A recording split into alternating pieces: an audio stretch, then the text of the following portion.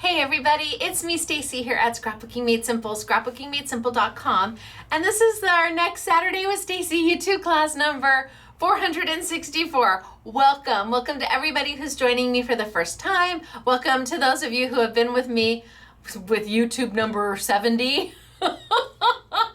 We're just so glad to have you all here. Now, if you're joining me on Saturday mornings at 8 a.m. sunny California time, 10 a.m. Central, 11 a.m. Eastern, or 4 p.m. in the United Kingdom, we are live chatting during the premiere. We live chat every Saturday morning, and if you missed it this time, we hope to see you next time. What do I have for you today? Well, it's all about simply defined Kaleidoscope layering dies. This is my one and only die release for the holidays, and it is a Kaleidoscope set. And you're like, what's a Kaleidoscope set? Wait till you see what you get for your $29.99. I mean, each set has 4 full-size layering dies. They're just beautiful. There are some manufacturers out there that get upwards of $70 for something similar. But here at Scrapbooking Made Simple, we are doing our best to keep crafting affordable for the masses, because if you keep crafting, we still have a job. Now, today I'm going to play with some Sizzix product. I've got some glitter. I've got a beautiful paper pad from Craft Consortium. Oh my gosh, it's beautiful. It's limited, but it's beautiful. And I'm hoping to show you some techniques that either you forgot about, oh yeah, I can do that, or you haven't seen before and you're like, I can do that. Either way works for me. Oh yeah, I can do that, or I can do that. It's amazing how you can say the same words 2 different ways and they mean totally different things. So before I get started, I want to make a few announcements. I want to do winner chicken dinner, and then I'm going to tilt down and I'm going to show you some samples, and we're going to get started. It's going to be we're going to start very easy peasy and get progressively more technique-y. This is a technique-based class. You may want to take notes. I will pause myself. I haven't done this in a while, but I will pause myself for just a moment if you want to grab a piece of paper and a pencil. So my pause face. I haven't done my pause face in years, but are you ready? There, that was my pause face. I hope you paused me. If you didn't, okay, pause me now. That way when you pause me, I'm not in some weird blinking motion and it looks like I'm like, because this is a technique-based class. And if you don't take notes, you're definitely going to want to jot down what YouTube number this is. And if you do happen to place an order, wahoo kachoo, in the notes section, when you're placing your order, there's a place to put little notes. You can put YouTube number 464 in that note section, and when we print your packing slip, that note is right there. We see anything you put in that little note section, so be kind. Anything in that little note section will print out on your packing slip, so when your package arrives, you know what YouTube to refer back to. Ta-da! Okay, so announcements, really quick. First off, I know all of you want an update on the warehouse sale. You guys call. What's the update? She usually gives an update. When's she gonna give an update? Well, it's kind of a double-edged sword. When I give an update, the phones ring more because it's like, well, is my order there? Am I close to mine? And when I don't give an update, it's kind of a double-edged sword. So I'm going to tell you that we're close to almost, okay, we're almost 40% of the first day. We're I think another week, maybe 2, we will have half of the first day done.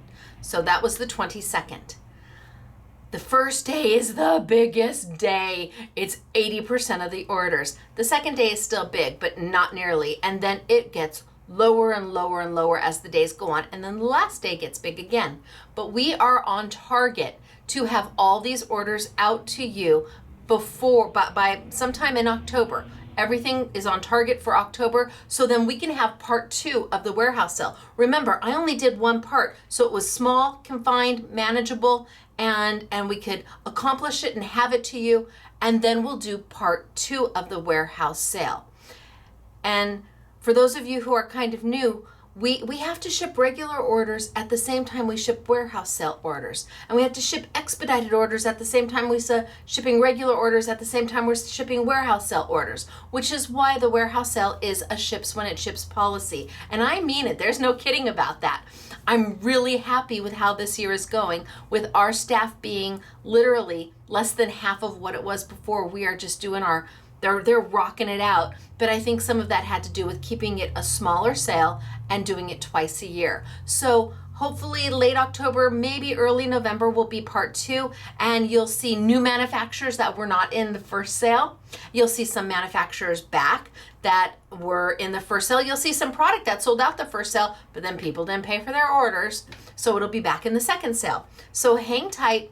I want to say we're about 40% of day 1 done, and I will just keep you updated that way. And once we get close to starting day 2, I'll let you know, hey, day 1's almost done. So hang tight. You will know that your order is up for processing when it changes from payment received to awaiting fulfillment. That's how you know somebody's actually touching your order, or your order is in line for somebody to touch it. After that, the next touch point will be quality control, and your status will change to awaiting shipping. That means that your order's been filled and it's been quality controlled and it's now awaiting shipping. And your last touch point will be that your order has shipped. So you'll get an email on each of these statuses letting you know that your status has changed. And the last email saying your order has shipped will include a tracking number so you can follow it all the way to your door. Expedited shipping, we keep moving forward and we're getting things out as quickly as we possibly can. And I think expedited shipping is we're keeping it going as long as we can. As long as we can maintain it, we'll maintain it. So if there's something that you like in this YouTube and you want it quicker than 30 days, you just have to follow the rules of expedited shipping. So easy peasy, just order from this category only, pay for your order, and order it by the date required to get expedited shipping. We start expedite shipping after the whole YouTube is over. We don't do it while the YouTube is current, but once this YouTube ends, then we start working on those orders. Okay, so I've got winner chicken dinner to talk about. How about we do that right now? I've got 2 of you. This is from YouTube number 463, which was the layering stencils. Oh. And the silicone mat that they pushed the brads through. Yeah, that was fun. I had such a good time. Got a few emails about that. But girls gotta do what girls gotta do to save money, right? Right. And if you could get something for $24.99 on sale versus something that's $60 and do the same thing, why not, right? Okay, so, and then the layering stencils were beautiful. So our first winner, it's using the Sizzix silicone mat in a reimagined way. Borrowed the word reimagined from Disney. Our first winner is Vanessa Hilker. Hello, Vanessa Hilker. You've got $25. Are you yay? Are you wahoo kachoo? Are you pausing this and then rewinding it and watching it again? Here, it's like wah, wah, wah, wah, wah, wah, wah, wah, wah, wah. See, it was almost like I rewinded it for you.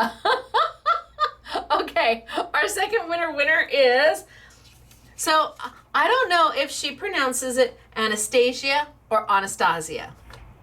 Okay, so Stacy, the name Stacy derives from Anastasia, Anastasia. It depends upon what part of the world you're coming from.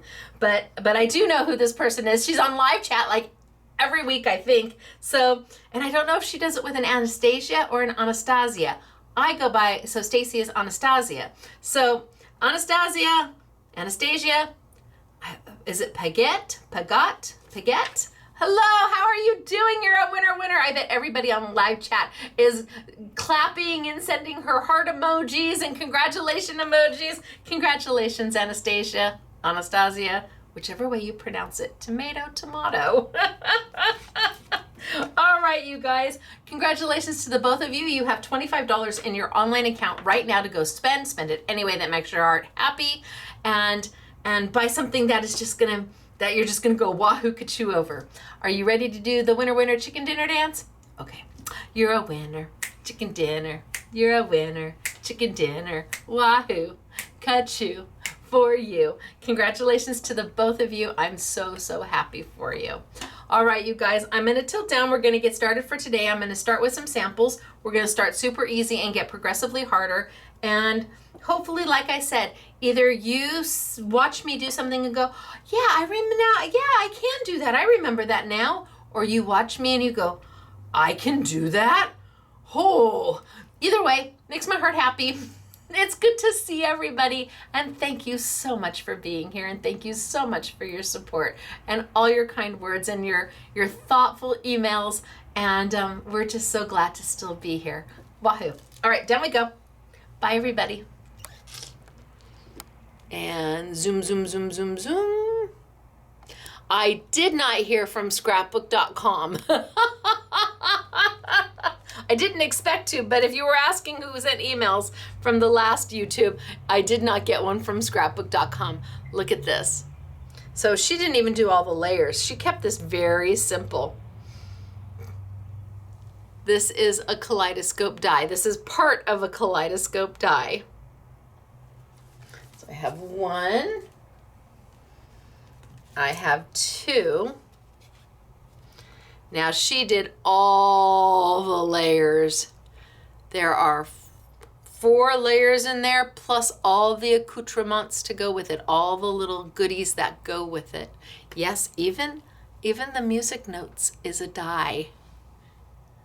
And then my last one, I know that's beautiful. SMS girl Doris did it. Oh, yum. And then my last one is from Claire.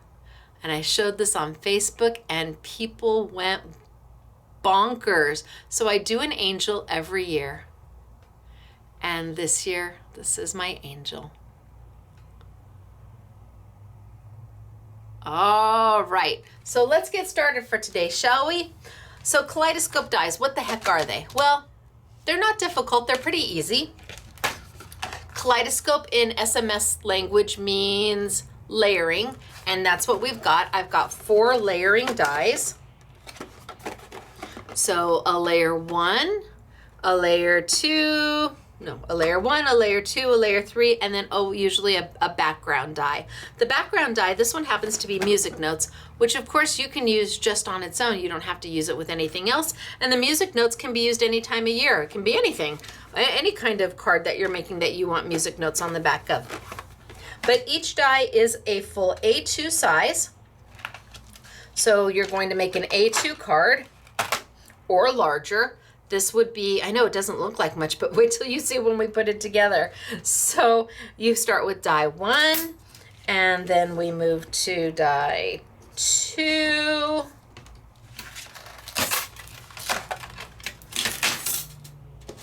Which sits on top of die 1. And then we move to die 3, which sits on top of die 1 and 2. And every time you add a die cut on top of it, it adds an additional element of dimension and design. And then lastly, we have the background design, which you can choose to use with it or without. It's up to you, but it's meant to coordinate. And then I give you all the little extra goodies that I can fit in. If there is space for me to fit something, I'm going to fit something. I pay for the metal, so I pay for all of the metal in this size.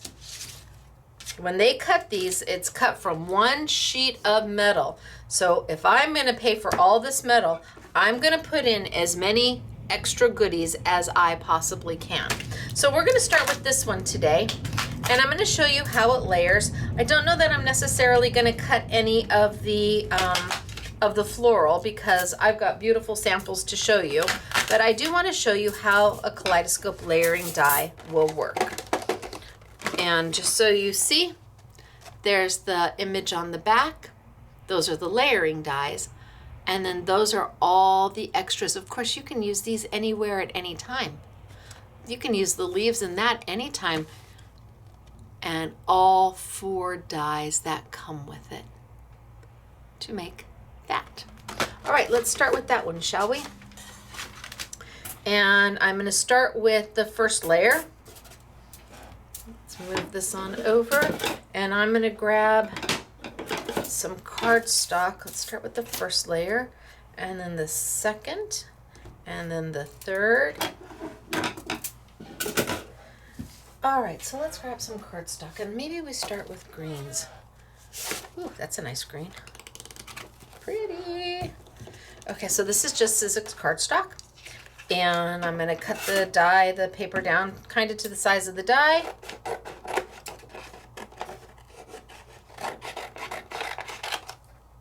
And I'm gonna bring over my Big Shot machine. This die is not overly intricate. I won't need a precision base plate on this die, but I am going to need it once I get into my other dies. So this one is a very simple die. There's no real design element to it except for, wait till you see it, it's needed. It's required to get the design done that I want, but it's not intricate at all. So I'm just gonna bring my Sizzix Big Shot machine on over, say hello to my Sizzix Big Shot machine. Let me back it up just a little bit. Howdy, I've got this one's a manual machine, so it's got my roller. I'm gonna crank it by hand. My dies will work with basically any die cutting machine that is at least 6 inches wide. So a Platinum 6, a Gemini, a Switch, a Big Shot Plus, a Big Shot Pro, a Vagabond 2.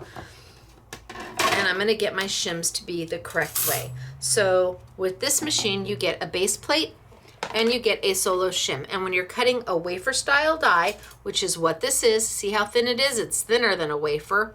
You need to have both of your shims together. Later on, I'll be taking one shim off. I'm gonna put down a cut plate. So this plate originally started out as a beautiful crystal clear plate that you could see through. It looked like a perfect window. Now, because it's been cut into so many times, it's starting to fog up, and that's absolutely fine. That's what they're meant to do. The plates are, you use them, you replace them. You use them, you replace them. But I don't get rid of my plates until they've literally cracked all the way through. I'll just keep cutting. And then I use what I call a do not cut plate.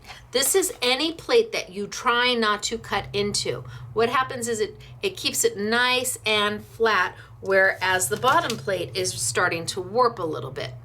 So I want a do not cut plate. Now you can buy a colored set of Sizzix plates and make one of them a do not cut plate. You can write on the top, or you can label a do not cut plate. It's always nice to have one of your plates completely, mine's been cut into a little bit. It's okay if that happens, but you just want to try to not do that. And that lets you feed it into your machine much easier.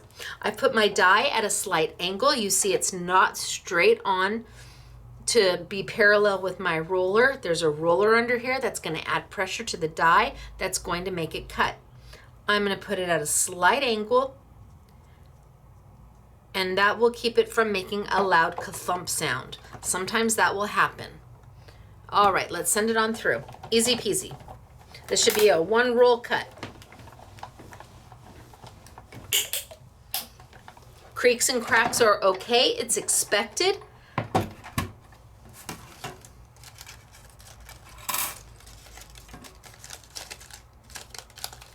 And poof. Now, this can be used for other things, I suppose, but it has an absolute purpose for what we're gonna use it for. So I'm gonna put it off to the side. I've got my little extra. If you wanted to save it to cut sentiments, that's up to you. Die number 1 is done. Let's move to die number 2. And I'm gonna pick a slightly different color shade of green. Hello, green. I'm using the Sizzix Festive cardstock. I'll see if we have any left, and if we do, I'll put it on a YouTube Yummies. It's kind of getting hard to come by the festive cardstock from Sizzix, but let me see what I can do. Okay. So, same thing, it's just a wash, rinse, and repeat. I've got my die. Now you can clearly see that this die is much more intricate than this die. Much more intricate. So I'm definitely going to need to use my precision base plate. So I'm going to bring it on over. What's a precision base plate? It is a plate that is manufactured by Sizzix to go with your Sizzix machines. This plate isn't manufactured by Spellbinders to go with their Spellbinders machines, and Sizzix doesn't make a Spellbinders machine. So you use the product that the manufacturers make for their machines. And could you try it? You could. Might it work? It might, but this is really made for a Sizzix machine. And it is a chrome plate that allows your die to kind of bite into it, to put enough pressure to cut through, to get all of that. This is a very intricate die. Most of my dies are very intricate, but I like the detail. And the more intricate your die is, the more detail it has. So you're going to keep your base plate, you're going to keep your solo shim, you're going to keep your precision base plate, and yes, you can use it with your vagabond, and you can use it with, yes, you can use it with your switch and your big shot, your big kick, your Fabby if you have an older machine, or a vintage Sizzix machine if you've got an older machine. Heck, you might be even able to use it if you have an old, what was it? Hello Kitty machine. I think they even had a Hello Kitty machine. Okay, maybe it was just a pink machine. I'm gonna put it in there. So if you've got a machine, let's say it's a Sizzix machine, but it's branded with another company. Like I know Hobby Lobby has their own color of switch. Can you still use this with the Hobby Lobby switch? Absolutely, it's a Sizzix machine. So I'm gonna just turn it, give it a little bit more of an angle, and I'm gonna send it through. You might hear some creaks and cracks, that's okay.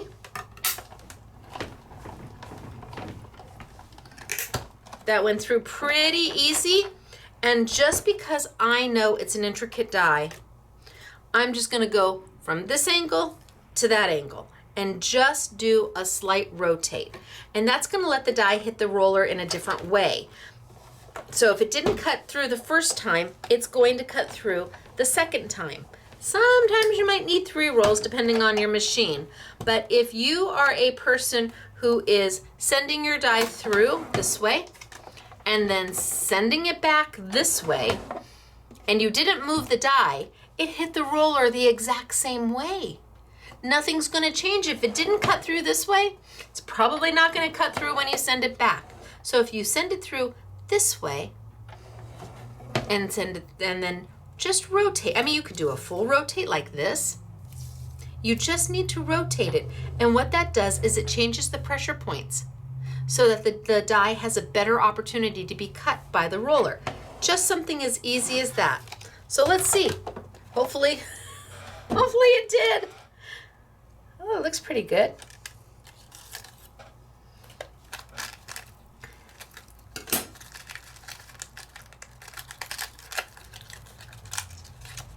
See, now that's what we like. When we pull it out and all those little bits and pieces fall out. Now we can play the over-under game. The over-under game is you guess if I get over a certain percentage or under a certain percentage of these are called fallouts. All these little things are called fallouts. So the over-under game, if I get these close to the trash can or more on Mr. SMS's floor, this is his office.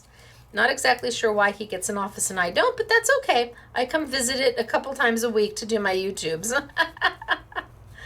So what percentage? Over 50% in the trash can, under 50% in the trash can. I have I have no ego in this. It's okay if you think I missed the trash can totally. You're probably right. Okay, so I've got this. And I've got this.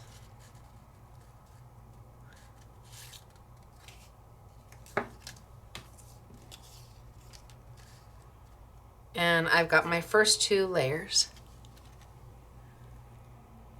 So see how that didn't look like anything much there? The minute now you could stop. You could be done right here. You could just use these pieces. And they are very nondescript. You could use these all year round. This does not say Christmas. This entire die does not say Christmas until you add the flowers, the poinsettias that I put in there. But what if you were to add beautiful daisies, or you were to do this in fall colors and add sunflowers? Or what if you have this beautiful sentiment in the center? You could stop there, but we have one more die to go. And that's gonna be the most detailed die. And let's pick another color green. And we'll cut again, see what we get. So let's go with this really bright, happy green.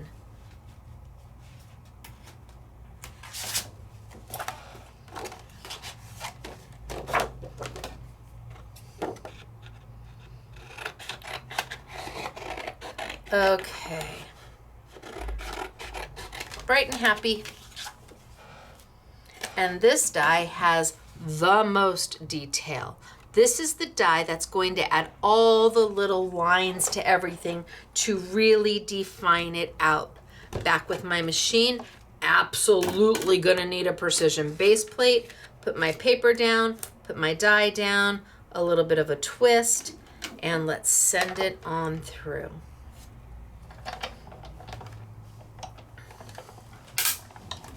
Creaks and cracks are okay.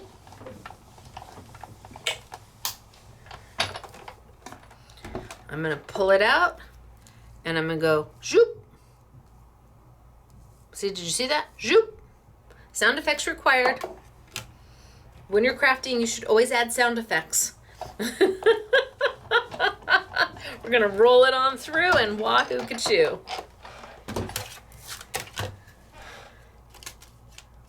Oh, this is just a happy moment. I don't know why it's so rewarding and fulfilling when a die comes out and all the little bits and pieces fall out. It just is.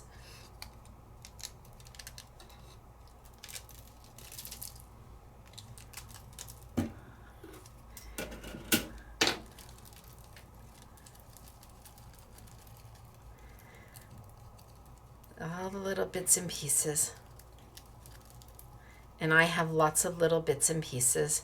You may think you have them all out, and then you go look and, oh, nope, there's a few more. Then you may think you have them all out, but oh no, you go look and there's a few more. I like intricate, I like pretty, and I like affordable. So the Kaleidoscope dies, really, I try to encompass all of that, giving you 4 full A2 size dies. I mean, you could use that one just on its own. Okay, over and under time. Everybody make their guess. Trash can's right here. Okay, let's take out the big piece. Okay, trash can. Oh, not so bad. Did you hear that? And maybe you heard it. Okay, so now I've got this piece. Now I could layer, let's do all 3 of them together. So 1, 2, and 3.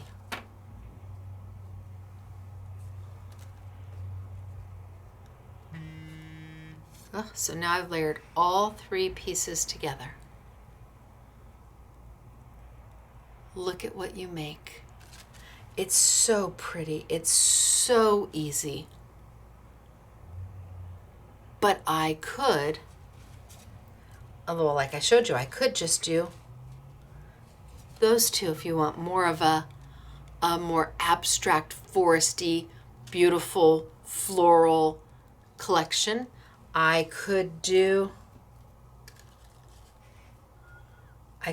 do those 2. I could just do those 2.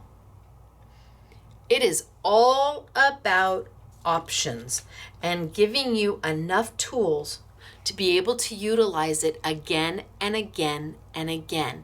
Now, this die does come with, hello, die, where'd you go? This die set does come with the poinsettias and the leaves.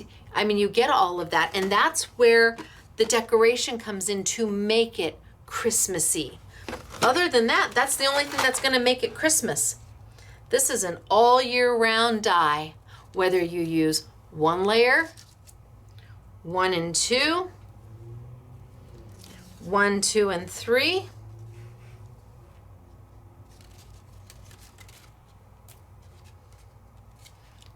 Two and 3. 1 and 2. 1 and 3. You get the idea? Options. Hello. So that is a Kaleidoscope die, but the last die that I haven't done yet is the background die. Now, it's a great die. It's a great die. It is a beautiful die. It is, wow, is it a die? There is so many fallouts. What color do I want to do it in? Should we just do it in red to make it festive, or should we do it in a ivory maybe, or a brown?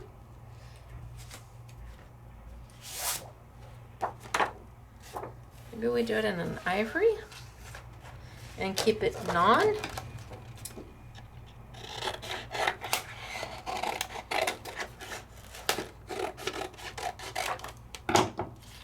So the last die is a music note die, and intricate absolutely.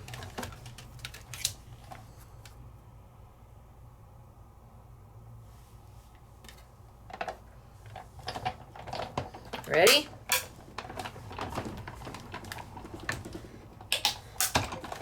And remember, do a little shimmy, little rotation there. And let's send it back through. Now, depending on your machine, you may have to roll it through one more time, or you may only have to roll it through once. Every machine, no matter whose machine it is, loosens up over the years, meaning the roller gets a little bit looser underneath, and that just happens from wear. So you may find that when you first get your machine, for the first year, it goes through and cuts one cut, but somewhere in year 2, you're having to go backwards and forwards, and somewhere in year 5, maybe you have to shim underneath it to give it a little bit more. All you're trying to do is get that height up so it hits the roller.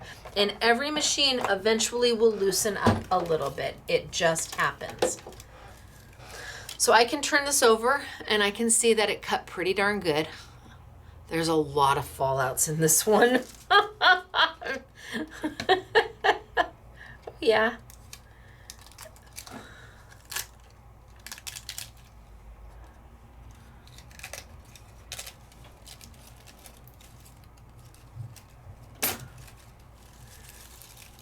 So let's get some of the bigger pieces out.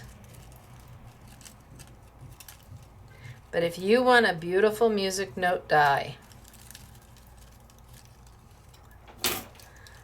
sheet music, this is a winner chicken dinner. So I'm not going to try and get all these out. The other day I was playing with it and I sat here for probably 20 minutes. I was cutting it out with a plastic and played with it for about 20 minutes. And every time I thought I was done thinking, okay, I found every last fallout, there's not another one in there, I'd look down and go, well, wait a minute, there's another one in there. But when this die is done, it is a beautiful die. And again, to be used all year round. This isn't anything that's specific to Christmas. So in this set, I wanted to do one die that didn't necessarily have to lend itself to Christmas. Of course, I don't know. Well, the Christmas tree probably is going, well, I don't know. Maybe you could take a few of them. Now, okay, anybody want to take a guess? Over and under? Hello? Oh, okay. Oh, that one wasn't so good, but okay. And I could just keep sitting here and kind of rocking it back and forth. And the more I do that, the more is going to continue to fall out until all the last pieces are out. But it is a beautiful die. And when you put it together,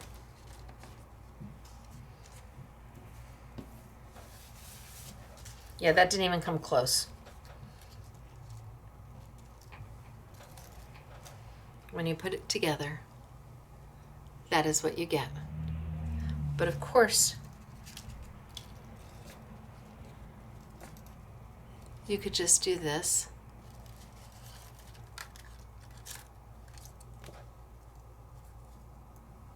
Or you can just do that. Or you can just do that.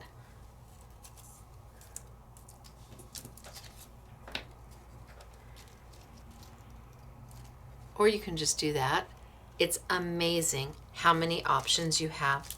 Or you can just use this all on its own. All on its own. And you're like, well, how do I stick it down? All right, let's put these together, shall we?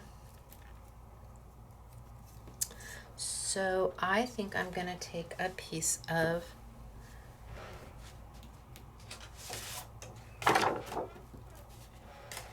red. Red will make it a little festive. I still don't have all the pieces out. And I'm going to grab some sticky dots. Sticky dots are an item at Scrapbooking Made Simple. On this sheet is 100,000 or more little dots. These are 8 by 10 sheets. You get 10 full sheets for $10.99. I do know that there are now that there's now another company that makes these, and absolutely shop where you are most comfortable. We encourage you to buy them from wherever. If they have a great product, there's no reason not to support them. It is a larger, well, it's probably, well, between them and scrapbook.com, they're probably the two largest online stores in the world for scrapbooking.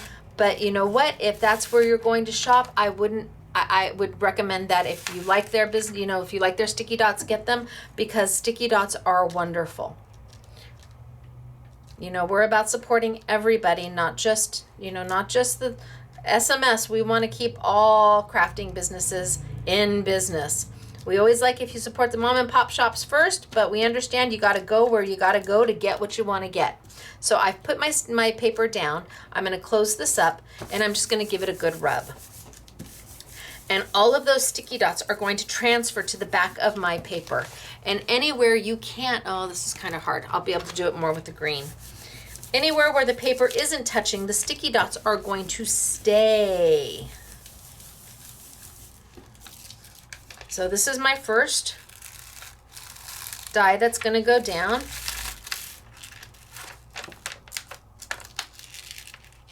Sticky dots are repositionable for a time. At some point, they become permanent and you won't be able to pull them up. All right, so let's just line this bad boy up.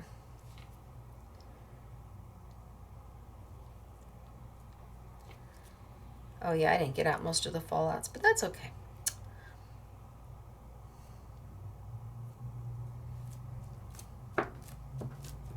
No glue, no fuss, no muss. Now, some people say, and I don't know how they do it, they get sticky dots on the top. I just don't know how they do it unless they put it in the paper wrong. I've never had that. But a little eraser will take those off. I've never had that happen. But there's die number 1. Well, there's the background die. Now let's get the next one. And I'm just going to put it on down. I want to make sure I have it lined up right.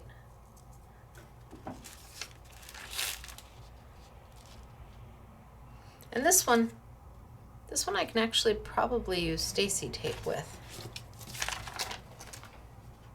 I'll probably use Stacy tape with this one.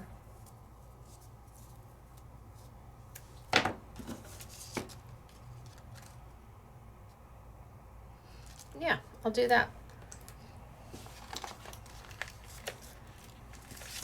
So let's get the other ones done. So let's get this one done.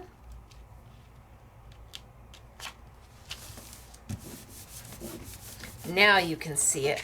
So anywhere there's no green, those sticky dots, like right here, they're going to stay right there. They're not going to move. So you can come back and use those at a later time.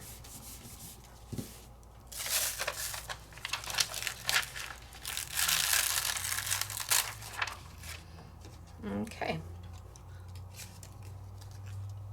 So let's put this one on this one.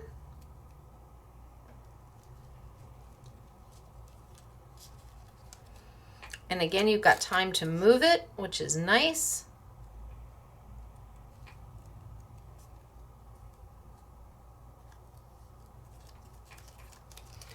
Done. So layer 2 is onto layer 3. Let's put layer 1 onto layer 2.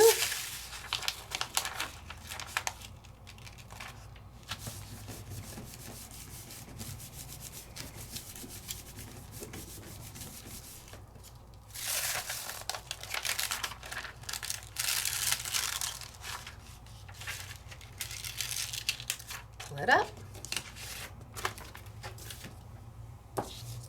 Bring it over, line it up.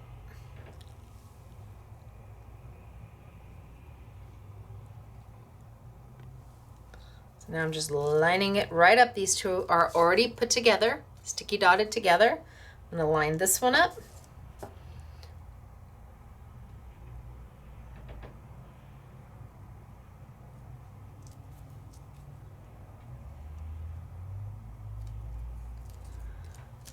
So now my 3 die cuts are all together. And then I'm just going to turn this one over and use some Stacey tape to put this one down.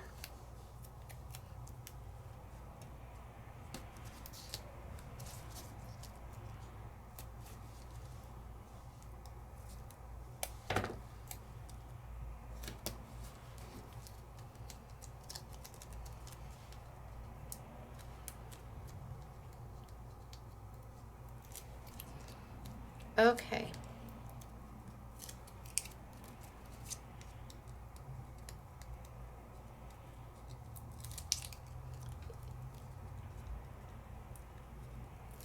Easy peasy.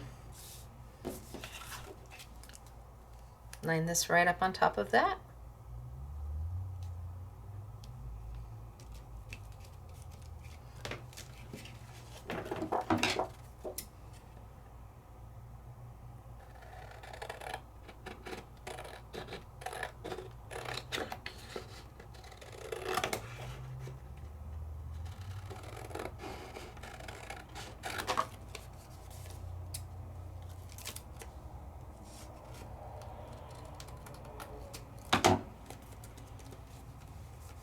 Bam.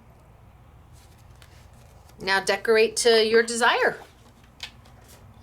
And if I hadn't used the red as my background, I could have used a darker brown. I could have used, I mean, you can make this anything you want. It's so nondescript. It's just a perfect all over die. Sunflowers or poinsettias or daisies or tulips coming up changes the whole theme of the die, or just the music notes all by themselves. But this is a simply defined layering die. It's a kaleidoscope die, and they're simple to put together.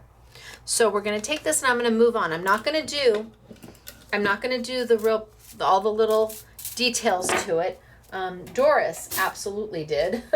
Bless her pea pickin' heart. So she absolutely did all. She used foil or glitter on the top. She absolutely did it all. I kept mine. So that's when you start adding and layering into the top. All right, that one done. Let's move on. And I think we will move on to my angel. So again, 4 dies. 3 dies make the layering, and actually the background die on this one is important for the layering. It can be used on its own. It's a little different of a die.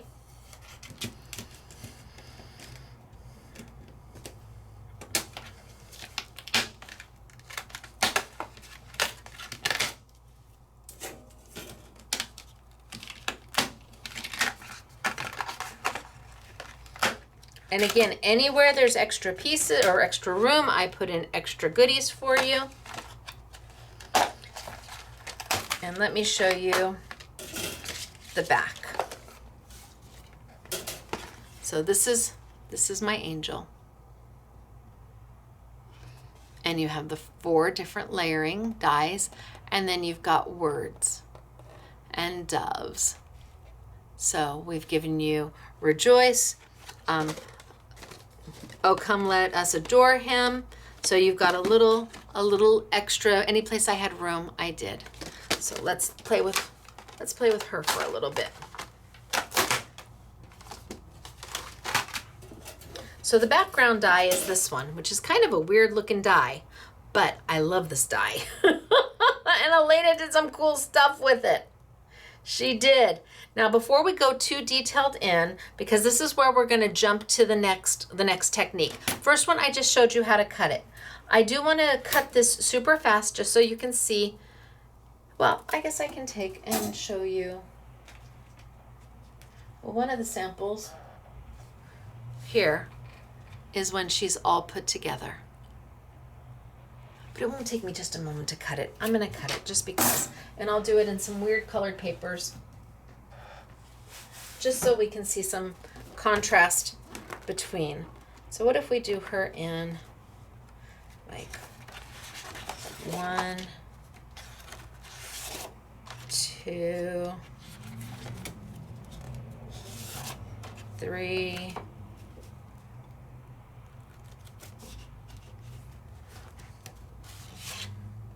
4. You think those are contrasty enough? You think you'll be able to tell the difference between those? Do I have another purple anywhere else? Let's see what these purples look like.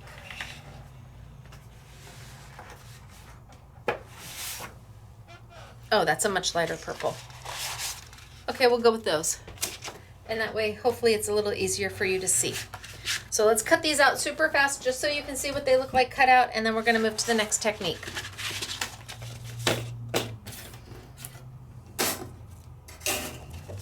I'm going to do the background in the yellow.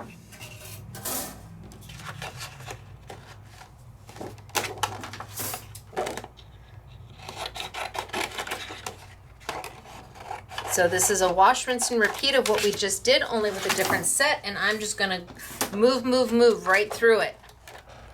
So here at SMS, we don't pre-prep for the class. What you see is what I do. And that's kind of important because I think if you have everything ready to go, first off, I make mistakes. Things happen during YouTube, during my teaching, and I have to work with it. Everybody makes mistakes, and you get to see how I just work with it and get through it, or say, well, lesson learned. And I'd rather you see lesson learned on my product than on the product that you are purchasing for your crafty experiences and projects. I have, sometimes it's more important to tell you what not to do with a product versus what to do with a product. Okay, good, done.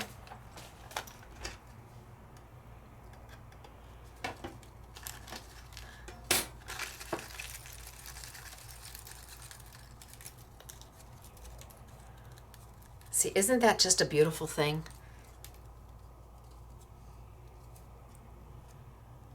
Makes my heart so happy. All right, one die done. Told you it wouldn't take long. Die number 2. Let's go out of our darkest purple.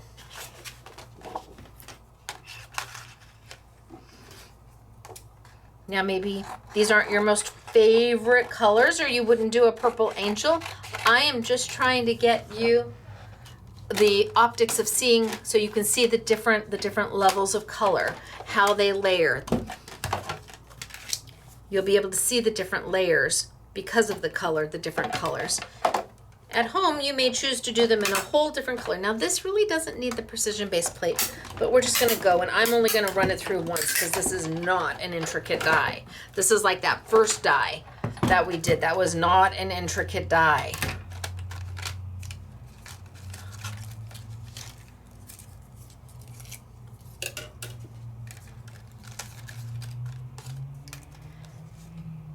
So you can start seeing the angel.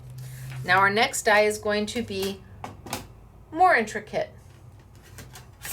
And I'm going to do it in the medium shade of purple.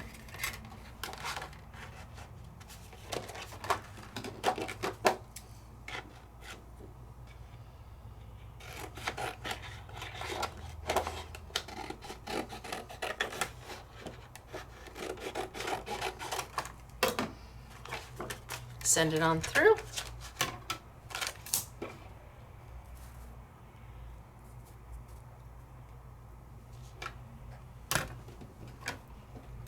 And this one I am going to rotate when I get to the end and bring it back, because this one is definitely more intricate.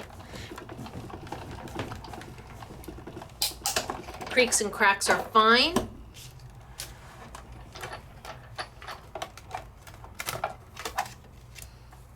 And let's send it on through and back, and then I'll take a look and see how it cut.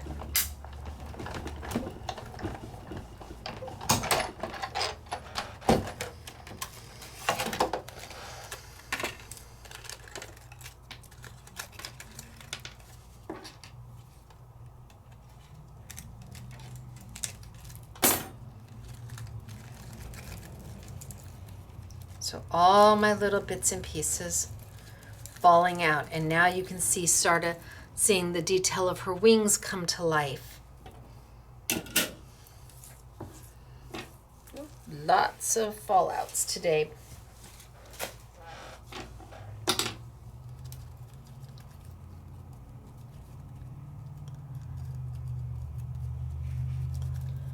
And let's just wiggle them right on out. And because of that precision base plate, you're not struggling. Boop. Some of the smaller ones, just take your little tweezers and boop right on out. Look at that. Happy day. All right. So now,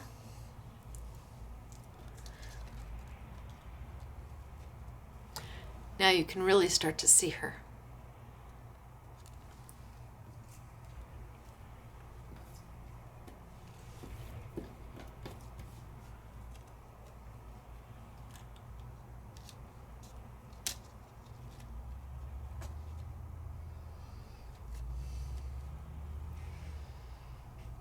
But I have one more die to go, the most intricate die, and that I'm going to do in the lightest shade of purple.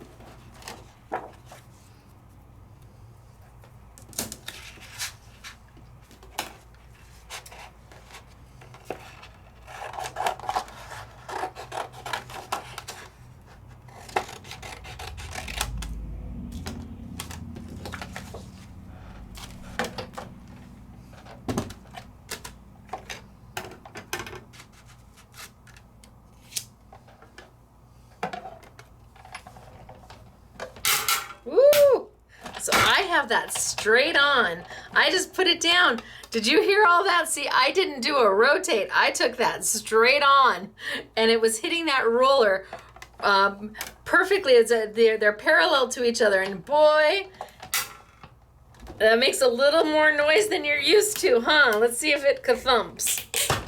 Okay, even if it makes noise like that, it's okay. The best way to avoid that is to just rotate your die. It feeds into the machine a little differently, and it will not make those loud ka-thumps. See, I was going, trying to get done, and I just went. Okay, so.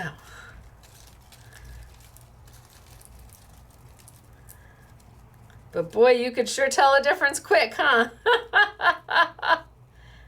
We'll have people literally stop die cutting when they hear that. They'll leave their machine, they'll leave the die in, they won't continue because they think they've broke the machine, and we're like, nope, continue to roll through.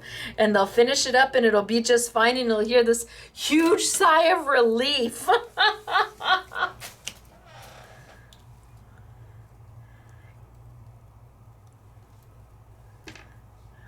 Few little extra little pop outs at you, little fallouts. Take your tweezers if that's easier. Some of you I know use fabric dryer sheets that will have all your fallouts cling to it. I'm good. Okay, so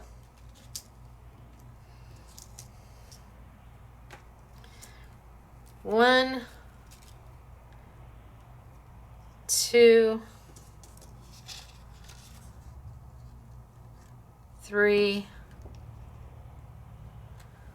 4.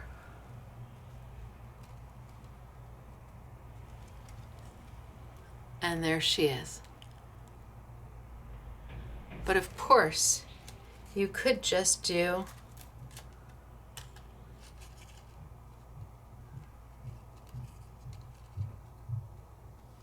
those 2 layers. And you could just do those 2 layers. And you could just do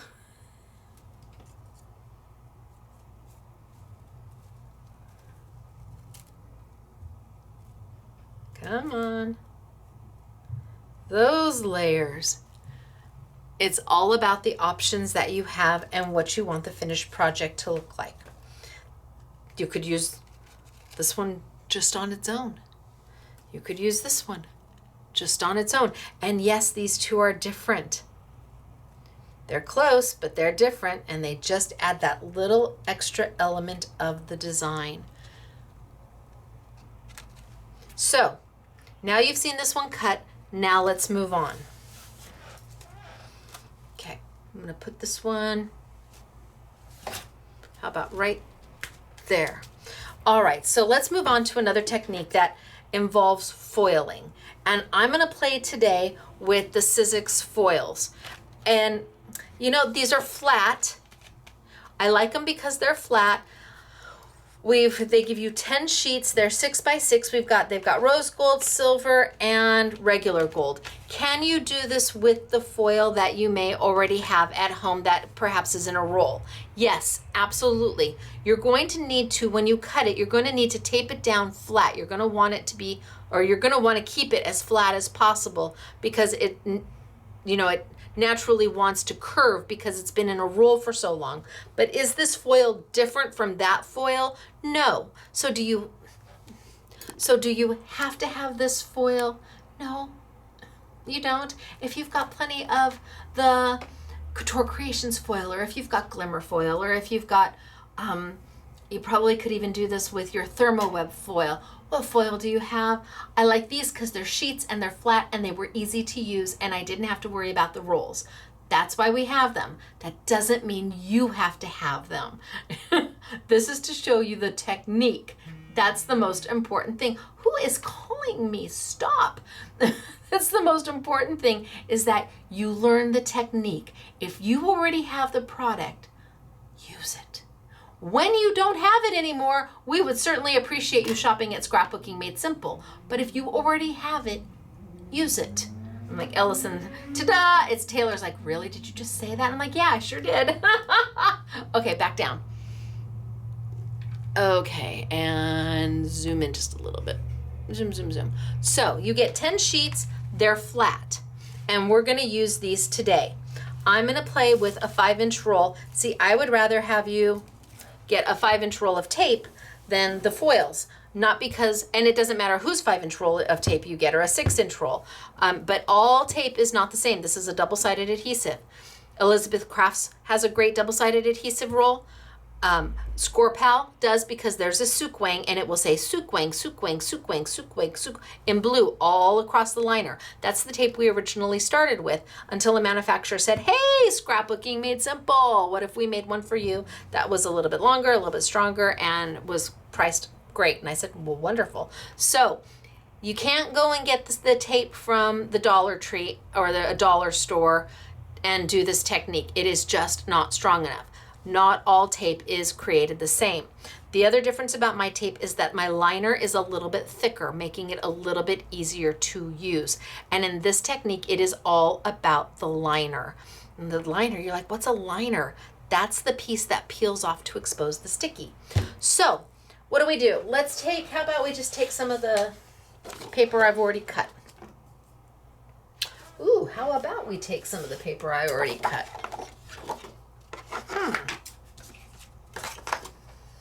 Okay, so we're just gonna use what we got, right? So I've got my Sizzix paper down there. I'm gonna take a piece of tape and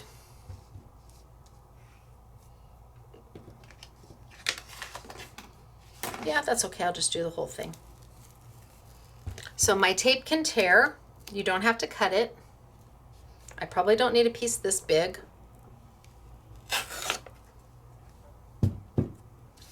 And I'm going to put it down on my paper. Now I'm gonna leave myself a couple little handholds. So I usually make my paper a little bit bigger than it needs to be, giving myself some place to hold on to. I'm gonna cut off that little extra right here, and I'm just gonna snip that little bit right off. Snip.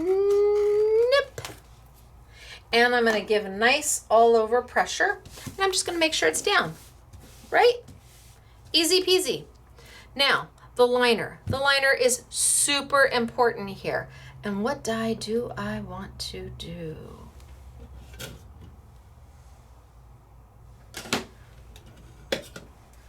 Ooh, decisions, decisions.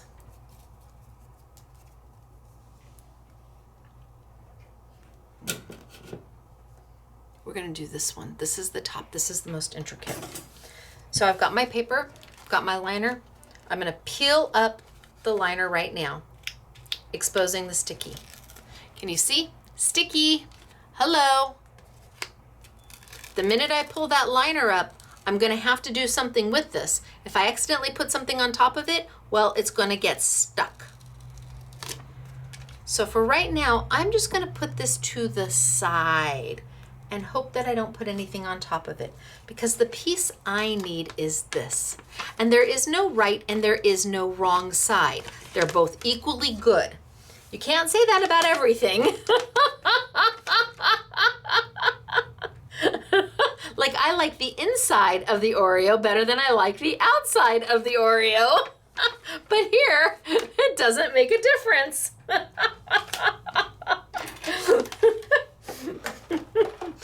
All right, I'm going to cut my die out of this liner.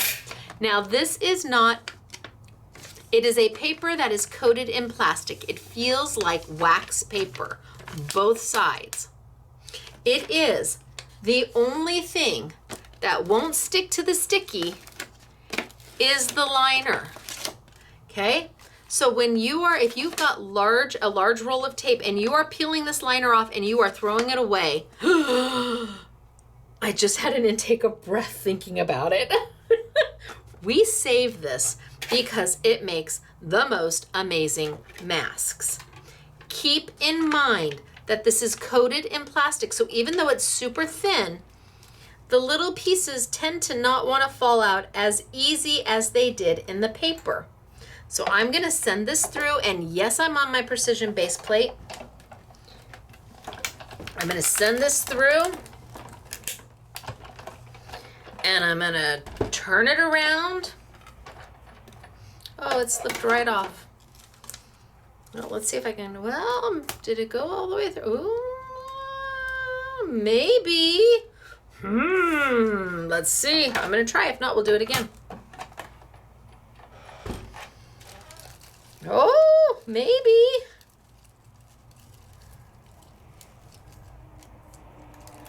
Let's get all the little fallouts out.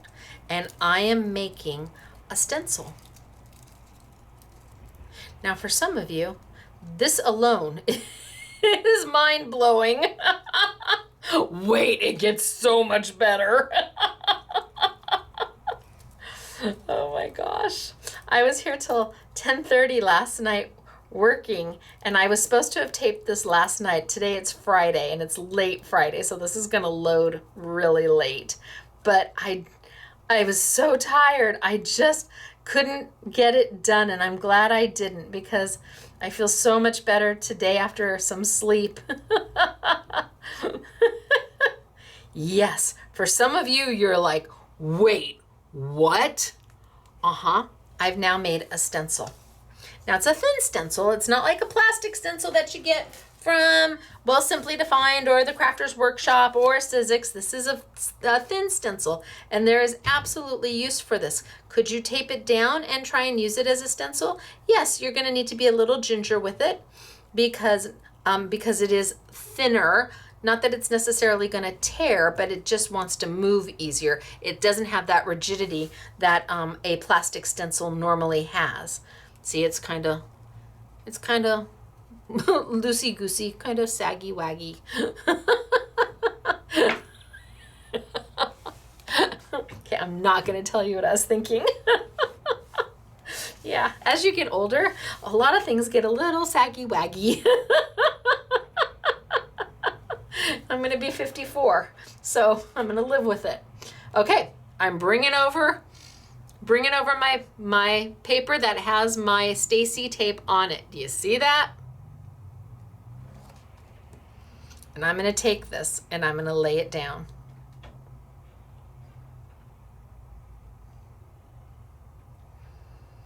Now, I need another piece of liner.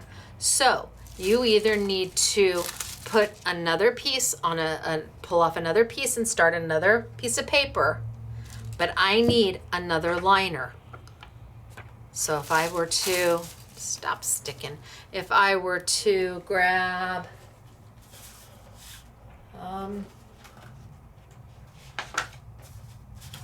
let's grab the yellow maybe. If I was to grab the yellow,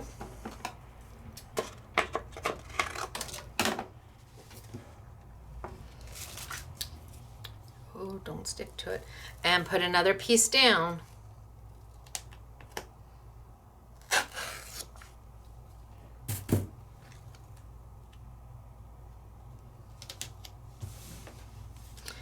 I'm gonna have to do something with it, but I need the top piece. I need the liner piece.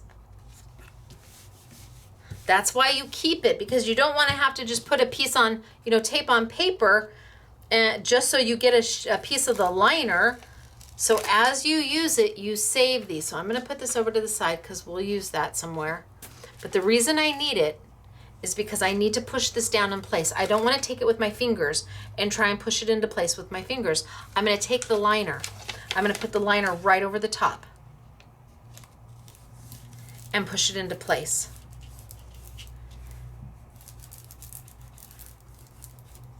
Because the only thing that doesn't stick to the sticky is the liner.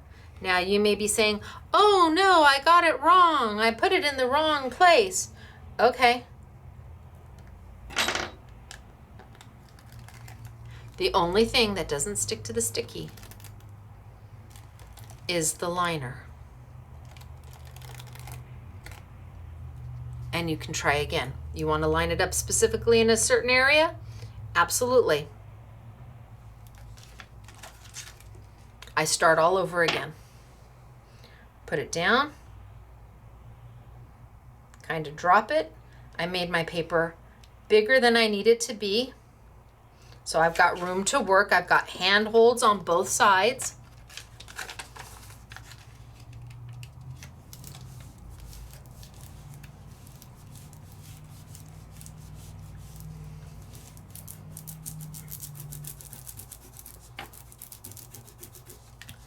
And it's down.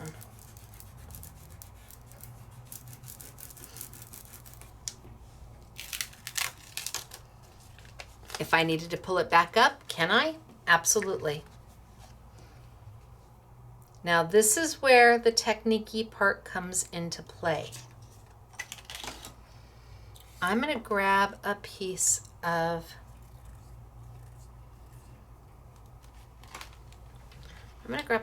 silver foil. Okay, so I'm going to put this off to the side and not let anything touch it. So this is the foil from Sizzix. It comes 10 sheets and there's 2 sides to it. One has that mirror finish and one has kind of this rosy gold dull finish. Let's pull out the rose gold.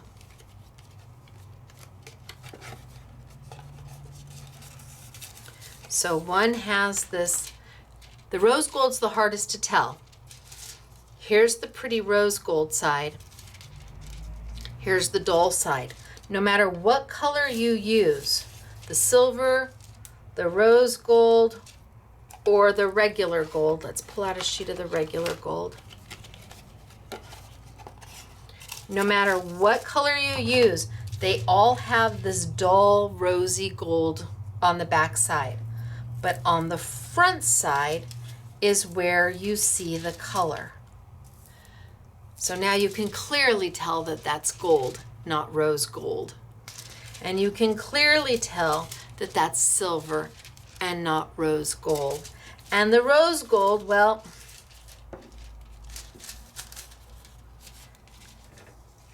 there's the difference on the sides. You want to use the brighter, more mirrored looking side. So I think we'll use the silver for now. And I'm going to take my silver, and with the pretty side up, the pretty side facing you, if you were making a card, do you want to see, and you want to use the silver, do you want to see this on your card, or do you want to see this on your card? If you put this side down, you're not going to get what you want. You're not going to get anything. You want the pretty side. You want everybody to go look at that silver and go, oh, I love that silver. Well, that's the side that has to be facing up. And I'm going to kind of drop it on my paper. And then I'm just going to touch down a little bit. Touch down, touch down, touch down.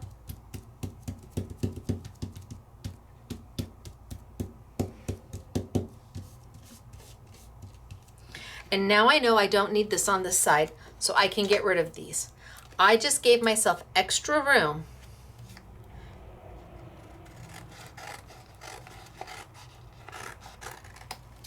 for wherever I dropped my stencil.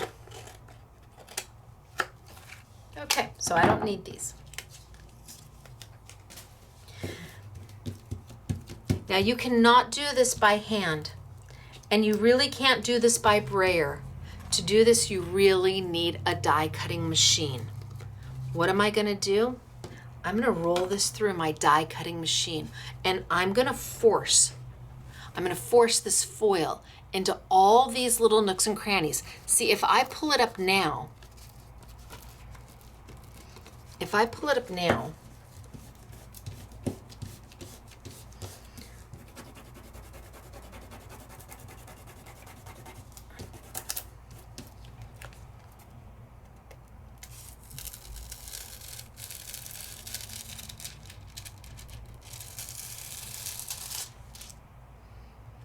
I still have purple showing where I don't want purple to show.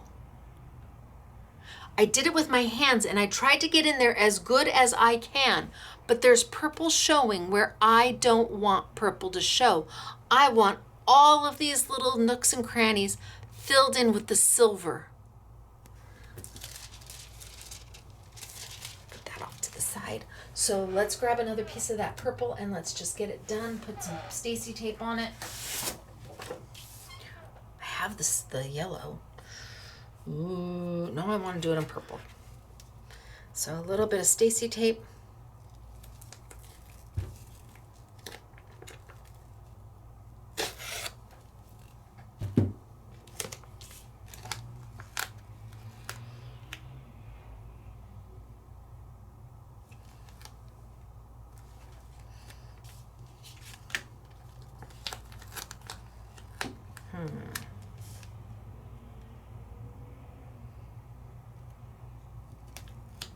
Okay, down.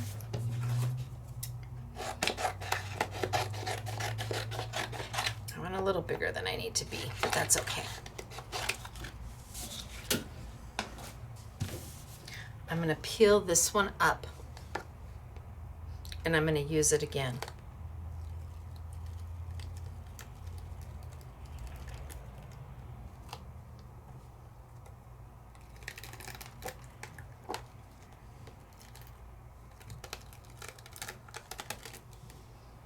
Because while that's good, I can do better. And that's sticky right now. We'll finish that, but I can do better. So Stacy tape down on my paper. Peel up my liner. Do not throw my liner away. Grab my mask.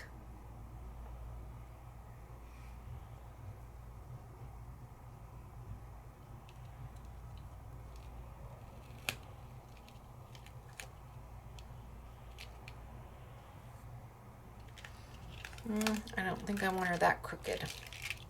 Although I'm just going to cut off the extra, so I guess it doesn't really matter.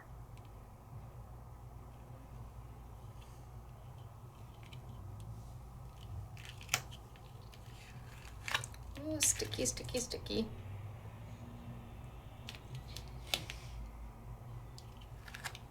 Is she on? Oh, by a hair of a chinny chin chin she's on. Let's see if I push her down where she ends up. Nope, that feels wrinkly.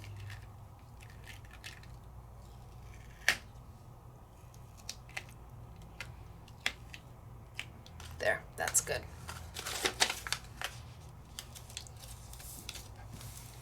Down, down, down. Oh, it's by the hair of a chinny chin chin, but you know what? That's all it needs to be. Give her a good press.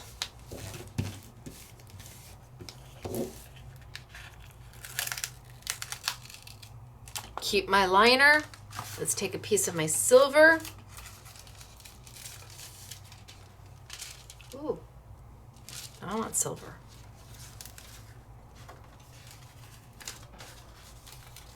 Hello, silver.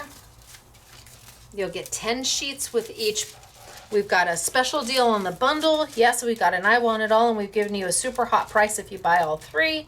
But if you've already got foil, that is okay. And I'm just gonna drop.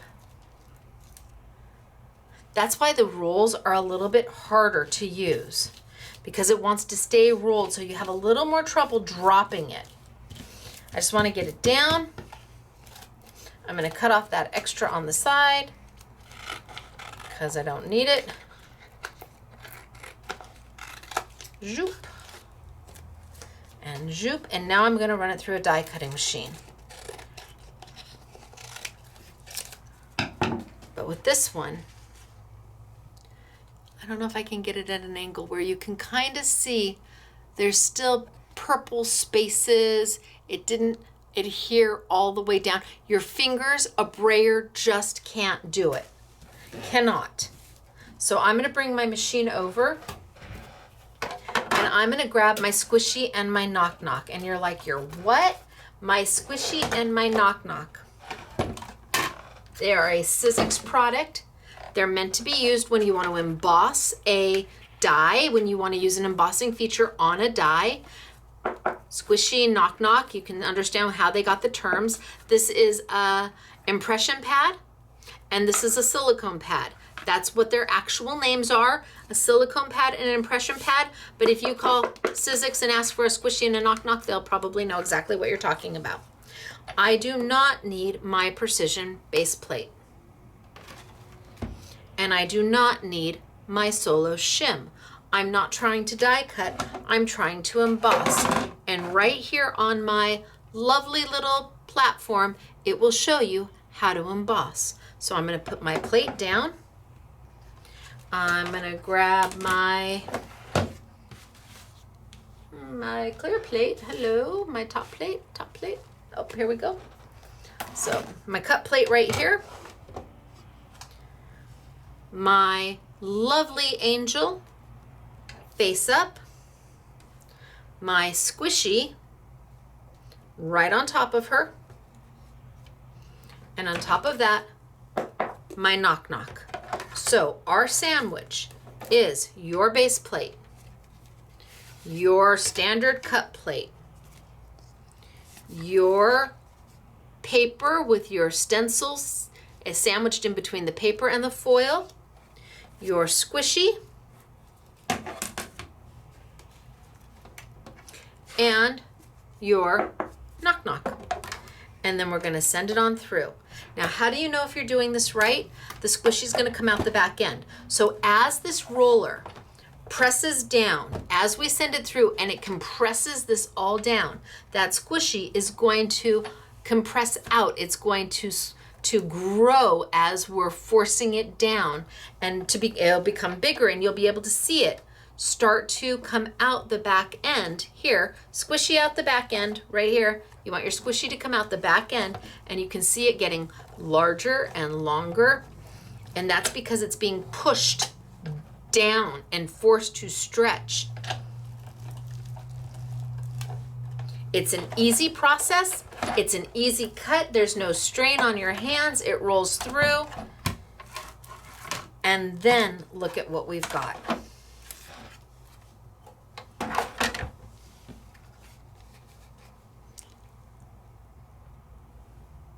Now you see the detail of her much better. Can you roll it through again if you want to? And now you can see that foil has completely adhered. I even kept the texture in that one.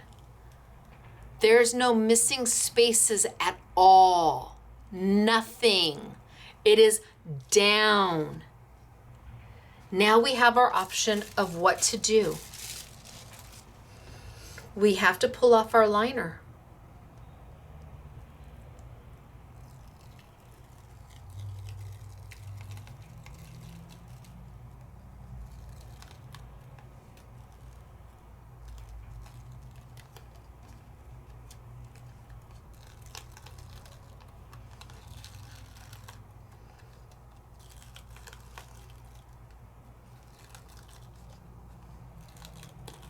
Can you reuse the liner? You can use it again and again until it tears.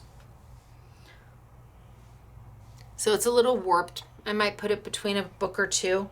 Or if you have more liner, you can just cut another one.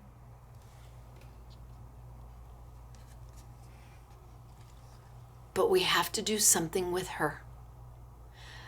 All the place where you see purple is sticky. That's the adhesive is still there. We have to do something with it. What are we going to do with it? I'm going to just take some Simply Defined glitter. You can use any glitter you want. I'm just going to use some Simply Defined glitter because I've got to do something with that sticky. If I don't do something with it, it's going to stick. Hello.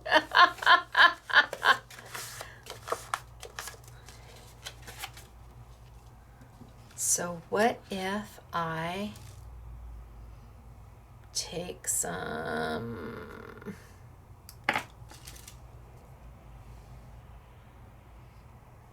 so we have two colors. I have a glitter without glitter and I have a diamond. This is the diamond. I used this the other week. I got a little fallout that, oh, and I got one there too that I picked up along the way. Come on, goodbye. Come on. And this little guy right there. Come on, out of the way. Bye-bye.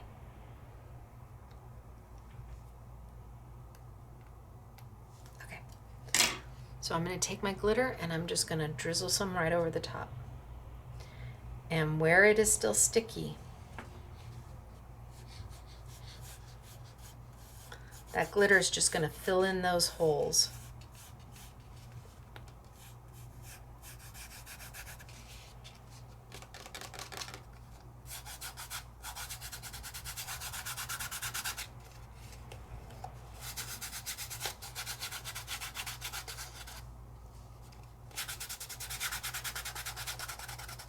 And I just want enough glitter to fill her in, so she's not sticky anymore.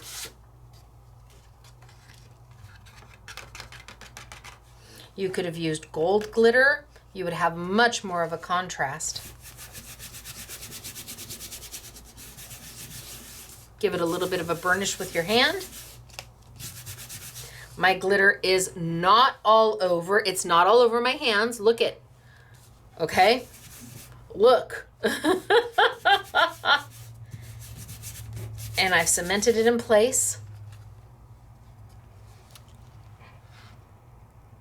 And now you've got her done. And then you cut off the excess noise. Now, if you want to leave a little bit of that silver around the edge, you absolutely can, because you went a little bit bigger than you need it to be.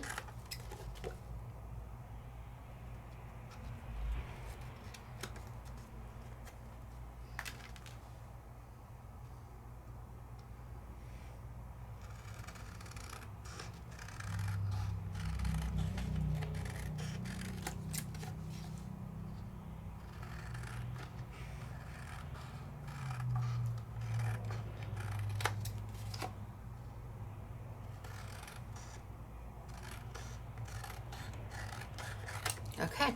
Put my glitter back on my glitter because I'm notoriously for spilling it. There we go.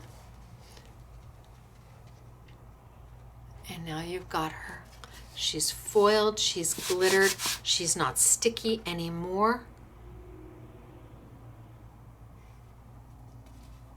You choose, you have a, and it's dramatically different. Aw, don't stick. It's dramatically different than here. You don't get the detail. Can you see the difference? You need to use that stick, that squishy and that knock to force the foil into those. That's the same place, but there's such a difference in the amount of foil that's stuck down. She's so pretty. Okay, so I've got that yellow piece over here that I need to do something with. So let's cut something else. Let's cut maybe just the background.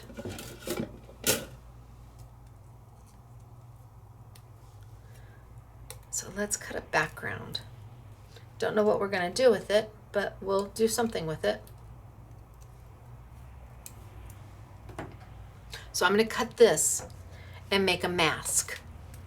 I've got my extra sheets, right? Doesn't matter which side I use. There's no right, there's no wrong.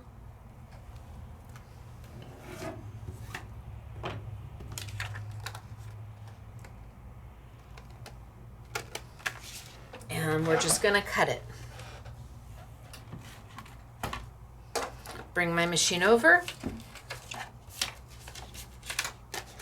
Bring my platform. I am going to use my precision base plate. So I've got my precision base plate. This will cut without a precision base plate through this liner. It just will be, you'll have to poke out a little bit more. I'm going to send it, boy, does that fit? That just fits, but that's all I need. I just need it to fit. Send it on through, put just a little bit of an angle. And I think one time is probably enough when you're using a precision base plate. Nope, I'm missing a solo shim. I'm like, why is this is going through way too easy. It's because I don't have my solo shim down on the bottom. I'm cutting a wafer die. Even when using a precision base plate, you're gonna need that solo shim. That just adds the right, oh, yep, there we go. That feels so much better. That adds the right height so that roller in the machine adds the pressure needed to cut that die.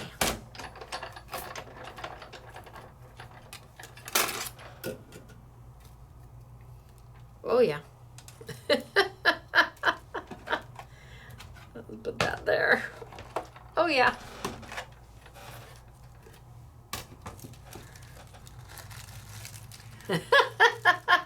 You need confetti too? Well, poof. Roll this through a few times and you've got your confetti. Okay, so let's gather all this up and let's get rid of it.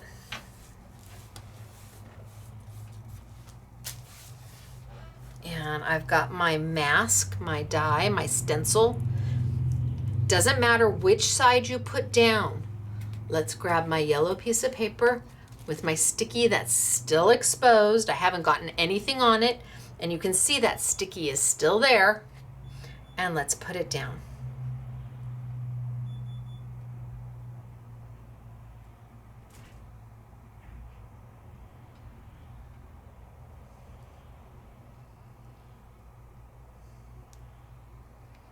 Okay, another liner just to press it in place.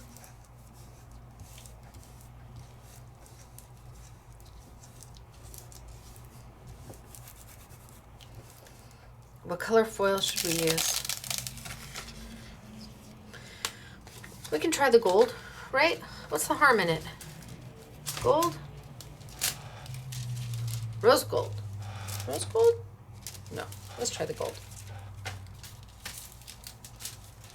And because it's flat, I'm just gonna kind of drop it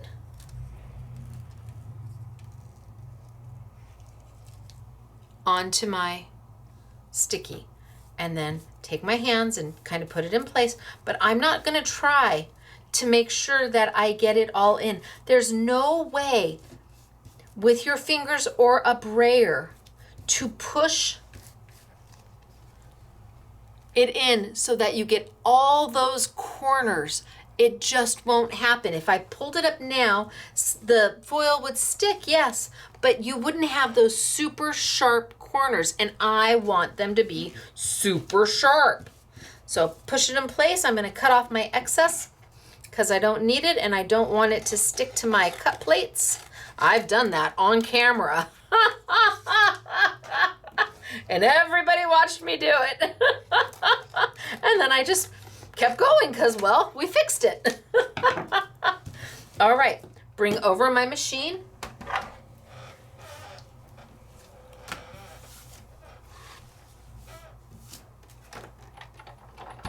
I'm going to need my base plate. I am not going to need my solo shim. We're not trying to cut. We're trying to emboss. So I'm going to need my bottom plate. I'm going to put my paper with my pretty foil side up. I'm going to use my squishy. And my knock knock. And I'm going to send it on through. And as I do it, the squishy will grow and grow. I can see it coming out the backside. I can, oh, see, now you can see it starting to come out, and it's coming out more. If your squishy is not coming out the backside, something's not right. For many reasons.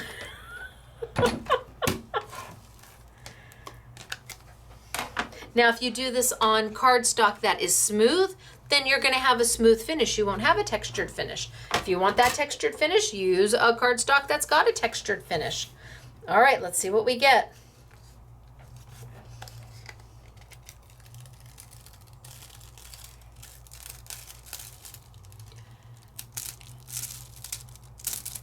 It's perfect.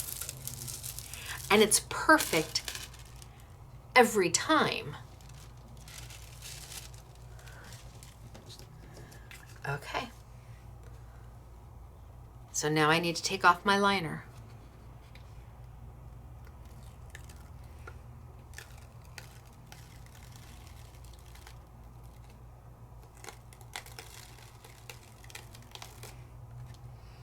And I can use it again. Now, I don't know what color I want. I'm going to use the white. I'm going to use, this is my glitter. It's glitter without glitter. So it's a white glitter that has absolutely no iridescence to it at all. It is just a pure white glitter. And sometimes you want a white without the iridescence. We're either going to love this or we're not, but time's going to tell. I put a little all the way, kind of let it walk itself on down.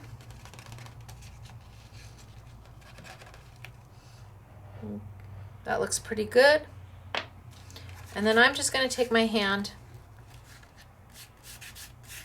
It is finer than microfine. When I did my glitter, I had it done as even a finer grind than microfine. And I can just move it around until all the sticky spaces are gone.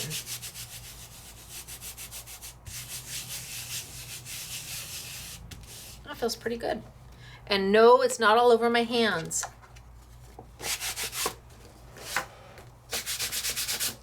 So it doesn't mask the color of what's underneath, but it took away all that sticky.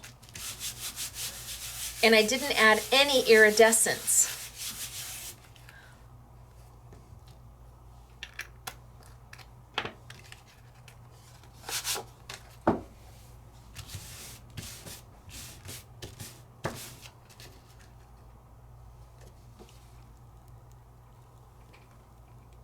Now what if we layered?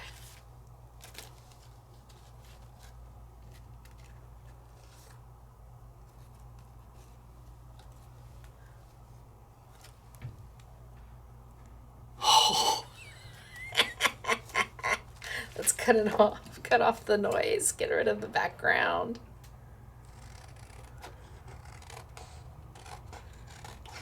I like it. I do.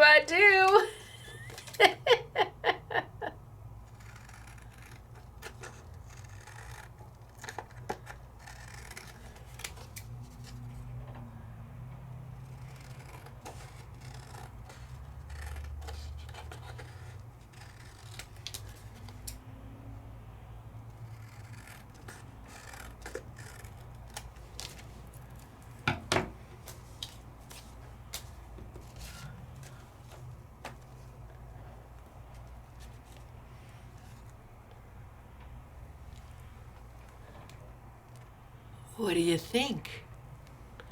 Huh? Mm-hmm. All done. Using the liner from my double-sided tape. So super easy.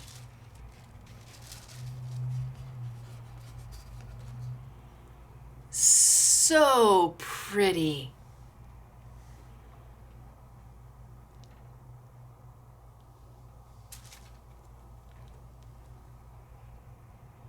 Crazy, right? And because I use that white glitter, it almost disappears because it's transparent. So on the yellow, it's there, but it's not. And look at how perfect all of those squares are. I would not be able to get the foil in those squares without a squishy and a knock knock. No can do. Okay, so let's move on. Let me put this here, and then let's grab the tree. So let's grab the last one and see what we want to do with the last one.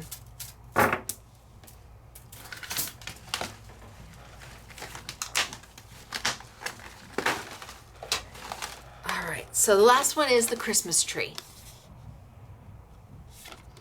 And again, 4 dies. So you start with a base tree, and then you've got other dies that are going to lay on top of it. And really, you can make any one of them your base tree. The idea is when you layer on top of it, it gives you just a beautiful different look. I tend to start with the biggest one. So the one that's the pine, to me, is the base. I'm going to cut these real quick so you can see them.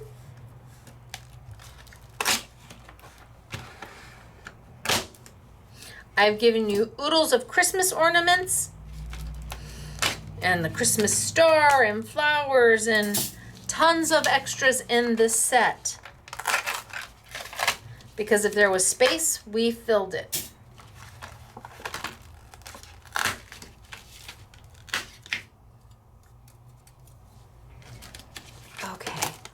Let me put this over, how about over here? So what comes extra is you've got all the little Christmas ornaments that you can make. You've got Merry Christmas.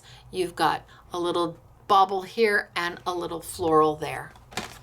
So let me put this under here, and let's go ahead and let's cut it.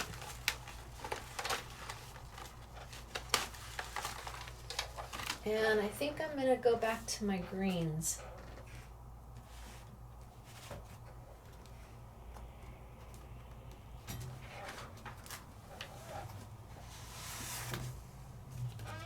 So green, and then maybe that happy bright green. So I'm not going to cut the background right now, but I am going to cut the 3 trees just so you can see how they put together. And then maybe I'll cut the background. I'm going to start with my darkest green, and then we're going to move on to the next technique with this. So let's just die cut it out real fast so I can put them together so you can see what the tree looks like. And then how you decorate it up is up to you.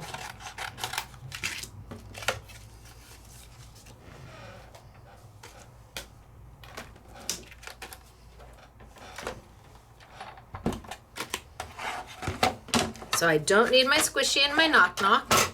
I'm not trying to emboss. I do need my solo shim because I am trying to die cut. And my precision base plate because I'm doing an intricate die.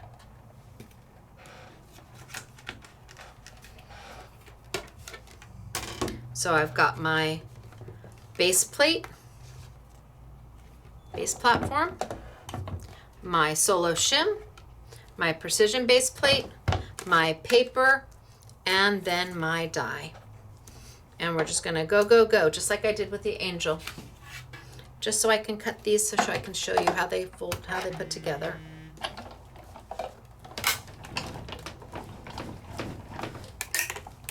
One run.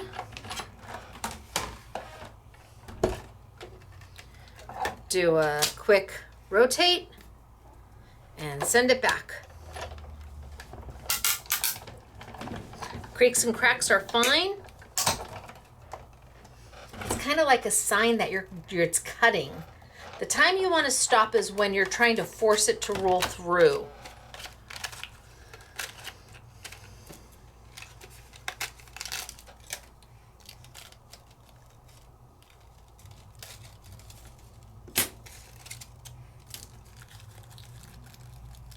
It's a pretty intricate die.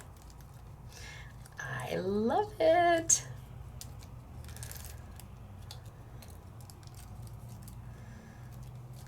Gosh, see, and you can use these little guys. These are the fallouts. Those are the fallouts. You can use these little guys for something else, right? And build a little wreath with them or something. I don't know, but gosh, they're great. All right. So not too many fallouts on that one.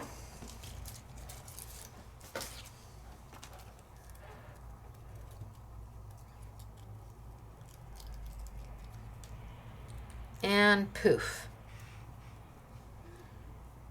Now you can use this tree. Are you camping? You got a Girl Scout camp you're going to or a Boy Scout camp you're going to? You just got a nice little pine tree, but he's not very full. He's not a full pine tree. He's kind of, you know, he's not bad, but he's not huge. So let's take the next die. And this is the next die. It doesn't have as much detail as my very last die. So I'm going to use this color on it.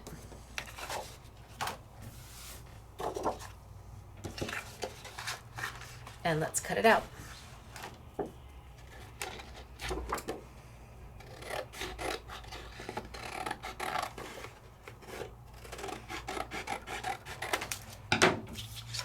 And send them on through.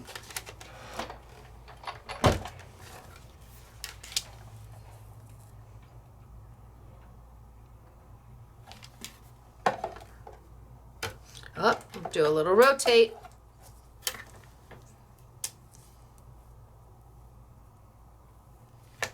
And send them on through.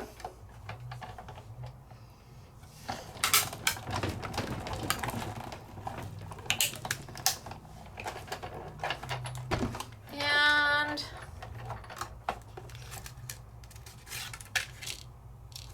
get rid of that piece. Gosh, do you think he's done? Oh, I do. I think he's done. I think one is good enough for him.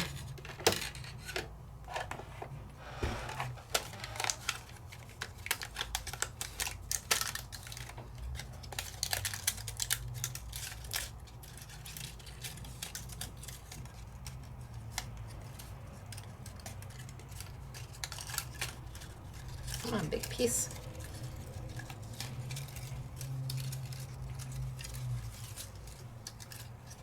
I feel like you're stuck on something. Oh, the glue. That's what you're stuck on. The tape from it being in the packaging is what it was stuck on. All right. Yay. So piece number 2, done. So now I can layer that on top of number 1. And now he's starting to fill out, right? Getting a little nicer. And then my last one is the detail piece. So let's do this in the bright green, because that's really going to show.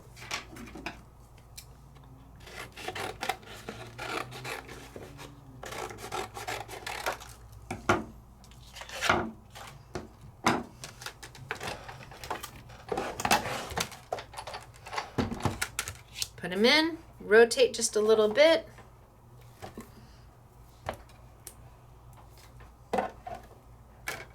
Send it through.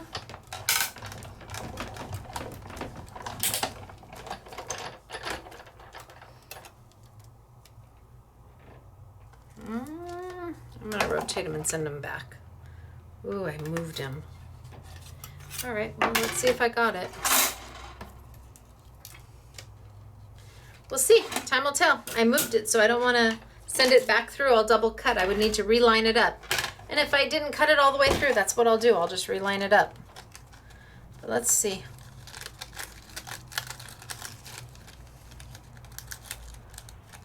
Well, so far so good.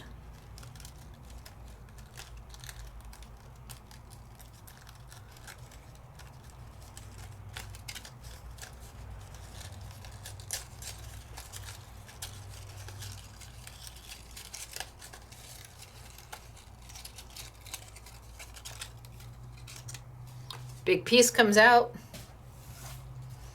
and then all the little fallouts, all the little guys.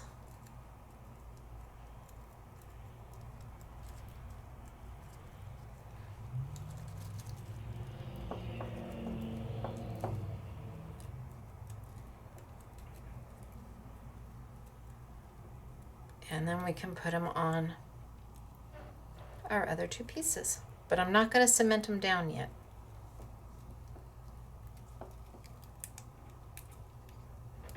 See, I think if I had run it through one more time, all these little guys would have fallen out just as I pulled them out. But it cut, and that's what matters.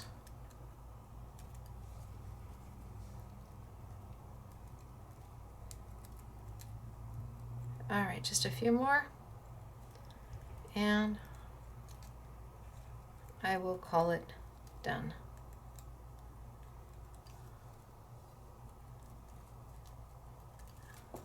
Oh, I got this whole other side to do. Holy smokes, artichokes.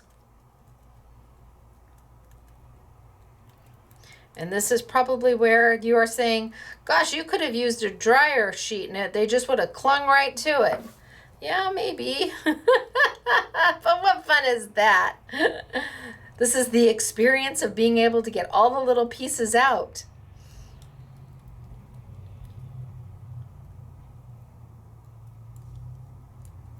All right, you think that's good enough? I think you guys will be fine. All right, all the little bits and pieces. So I have this that fits right on top of this one. So if you wanted, you could just use these two together, because these two just are your shadow and outline. But then when you add this one underneath it, you're really building a dimensional tree. You're really building a tree that's got some, oh, look at how pretty is that. It's the different layers. It's not all pine. It's not, you've got something that's got some depth to it, and it's got some interest to it, because it's not just all the same. Pine branches on top of pine branches on top of pine branches. And you can put them together any way you want. You don't have to use all three of them, just like the others. I could just use the top two like I showed you. Or I could take this one and put this one on top of that one if I want my tree to be a little bit less branchy. Up to you. But and again, this doesn't have to be a Christmas tree at all. This does not scream Christmas tree. Put the pine behind it and it does. Absolutely. But then you can take it and you can make it more. So this is the paper pad from Craft Consortium, and it's their holiday tartan collection, and we were very limited on it. Y'all know and love Craft Consortium's paper. You absolutely could add, what if we took that check right there?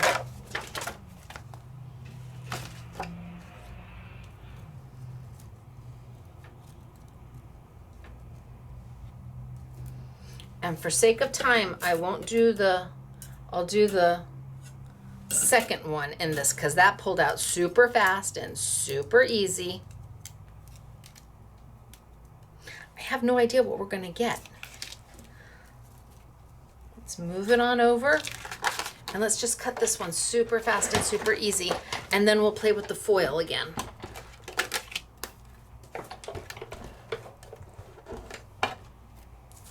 So I've got my base plate, my solo shim base plate, solo shim, precision base plate, die or paper die, and cut plate, and let's send it on through. And this seemed to be a one roll. See, I felt that it was on something. One roll and bam.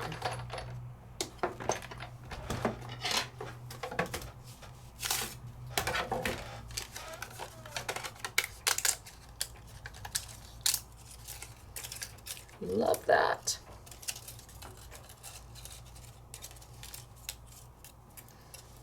Let's grab my tweezers. So now I'm using a pattern paper in conjunction with it, which you absolutely can. It doesn't all have to stay in just cardstock.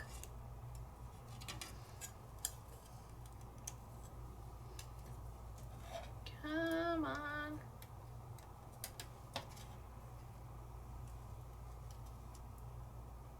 There we go.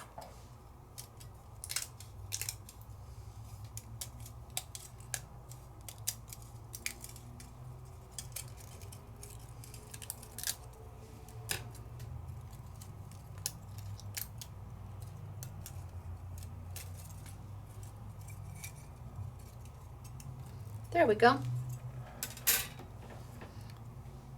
Now, if I don't want to deal with this extra little piece here, I can just snip it right off. One there and one there, because my top piece is going to cover it.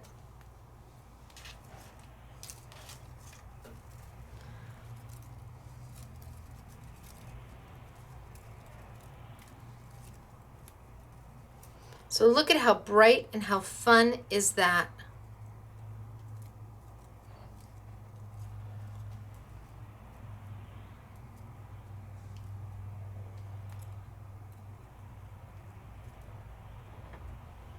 And now that totally screams Christmas with the plaid underneath it.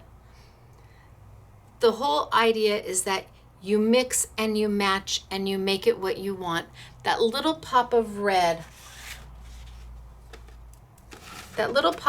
just adds a little something. You almost don't even need to add ornaments to that. And that paper is just perfect because it's that tartan plaid, and you've got all those different colors and all those different designs, and it just looks great. Changes the whole look when you start adding in pattern paper. If you take pattern paper that you don't particularly care for, that came in a kit that you don't want to use that paper, die cut it. You will never know what that pattern was like once you get it to this point. You will not. And it will look amazing if you've got something red or purple or yellow or however you want to decorate your tree or your angel or your the first die with the greenery. You can take a pattern paper that was not your favorite, and the minute you die cut it, you get rid of most of the design. And you're left with really just that color. So let's take and let's cut, maybe I'll just use this sheet right here.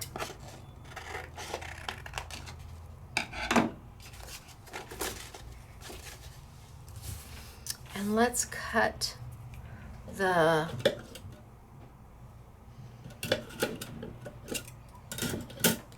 big tree and make a mask out of it. So I'm gonna put you guys right there so I don't lose you. I'm gonna move you guys over here because I don't need you right now. I need my tape.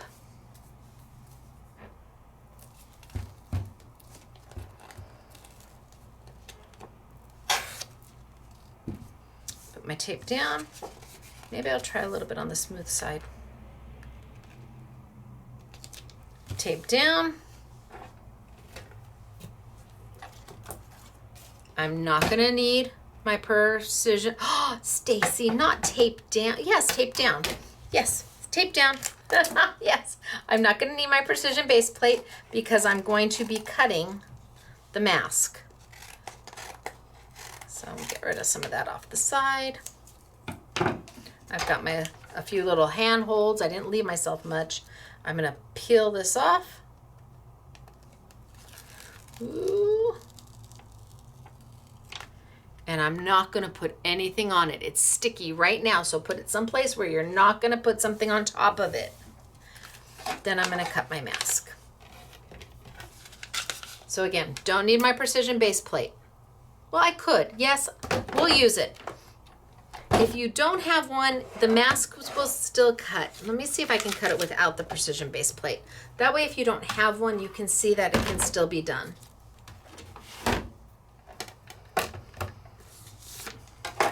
It's easier with the precision base plate, and it doesn't matter which side your liner is up.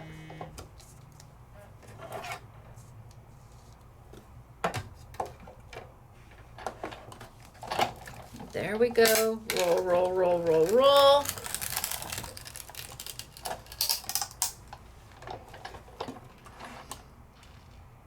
And I'm gonna do a whole rotate and send it back. Just to make sure, because I'm not cutting paper, I'm cutting through plastic. It's a thin plastic, but it still holds together a little differently than paper.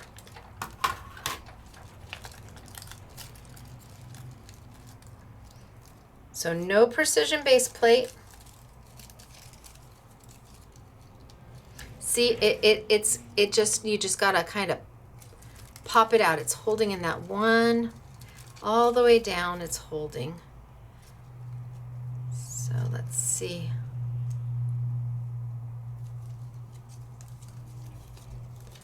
Yep, right there. Can I get it? Nope, I broke it.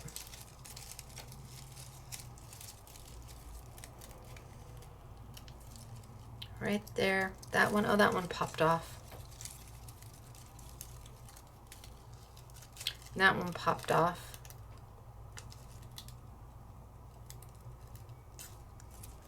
I don't know.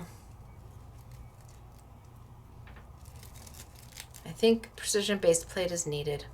They're just not going to come out as easy. Let's do it again. Let me bring back the precision base plate and see if that makes a difference. It did with the others. They just came out super easy with the others.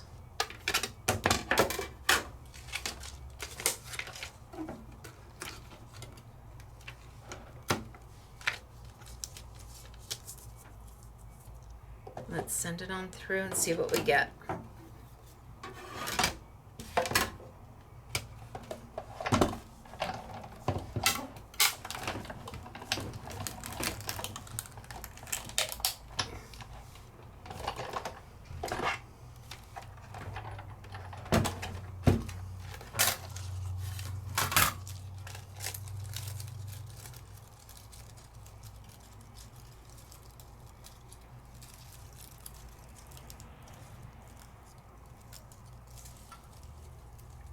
Yeah, see, this one's letting go so much easier. Oh, see, that piece just fell right out. So, precision base plate's an important little tool if you're playing with my dies. Anybody's intricate dies and you're using a Sizzix machine. Pop that little guy. And Yeah, look at that. Way easier. Look at that, way easier. All right, well, I tried. I thought we could get it done, but turns out it's better with a precision-based plate. Okay. So now we've got to bring over that green piece of paper. Let's get rid of all of this.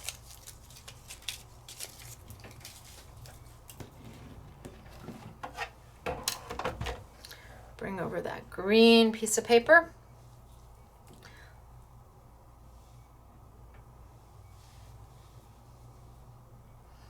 Lay my die on down.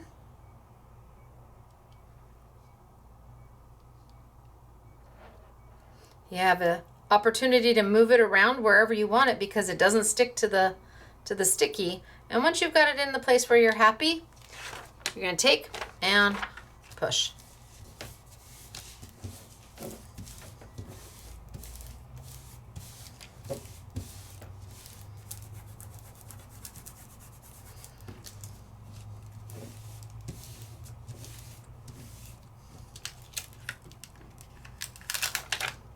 Okay, let's grab a gold, put it right on over the top.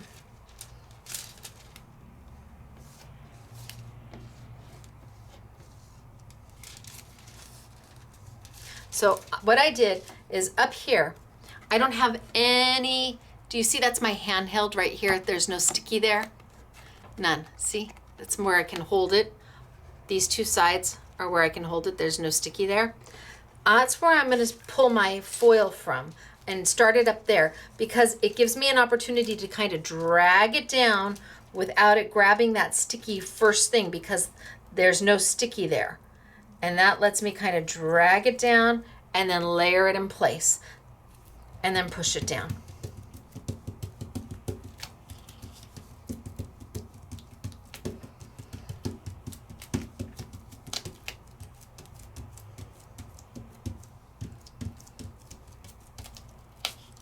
Okay, bring my machine back over, and this time I need my squishy and my knock-knock.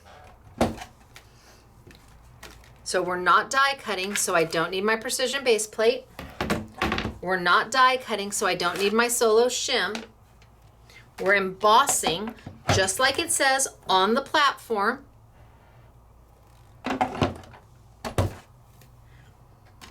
So I need to use my cut plate. My paper with my pretty side facing up. Oh, I'm going to cut off those. See, I almost did it again. I'm going to cut off that extra sticky. Otherwise, that's going to stick right to my cut plates.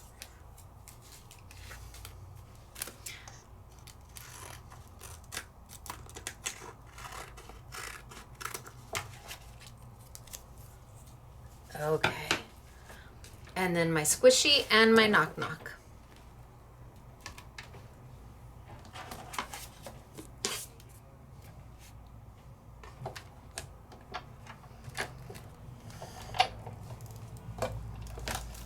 Roll it through. You can see my squishy coming out the back end.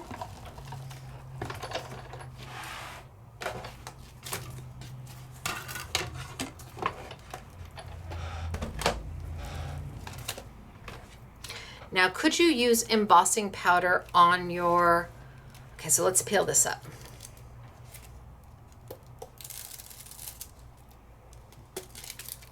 Perfect every time.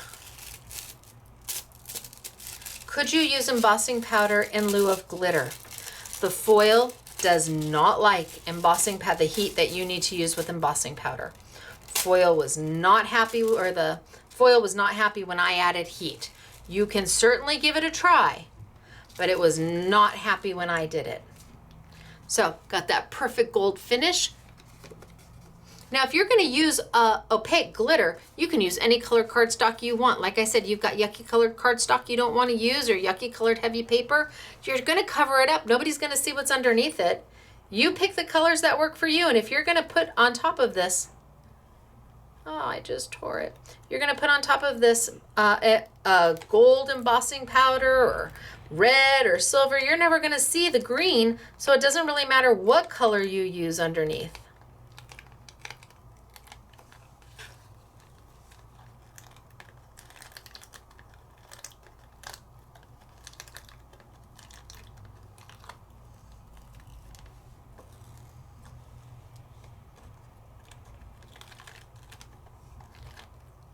Okay, so I tore it.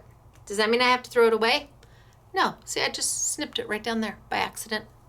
No, when you lay it down, just put your two pieces together and go. It's fine. Now let's use some of that diamond.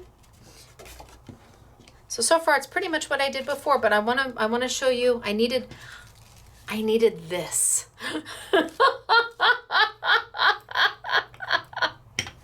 So let's use some of the diamond.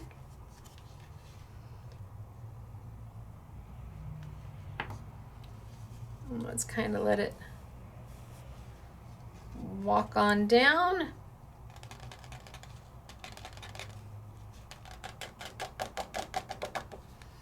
And then I'm just going to take my finger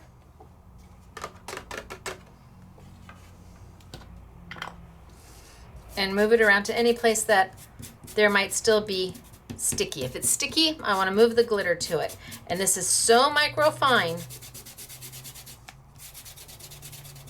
that it just goes and goes and goes. One jar is going to last you a lifetime. And see, Mom? No mess. Give it a good burnish.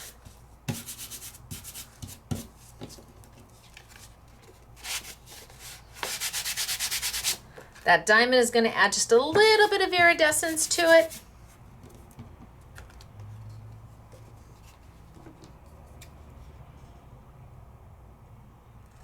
A little bit of that gold just around the edge.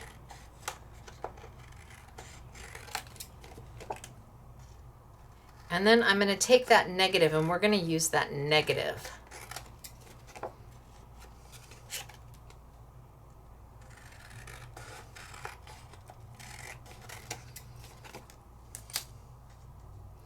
So I had to get here so I can move there. Okay. Pretty. Now decorate it with all your little ornaments, or come back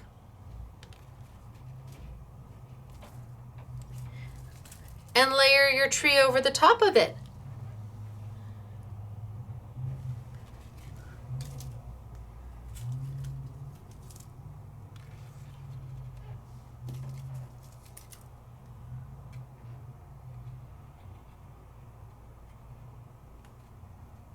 So you've got that foiled background, you've got a little bit of glitter going on the pine.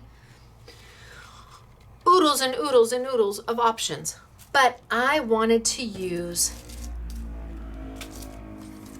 this piece. I think I'll use some of that pattern paper. So what if I take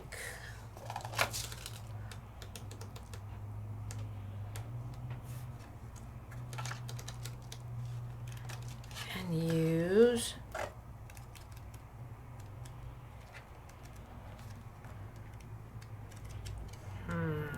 what sheet do I like? Think long, think wrong. Okay, just use this one. If I use this is the other side. It's a little brighter, happier. I'm gonna use the darker side. And what if I take and I put my Stacy tape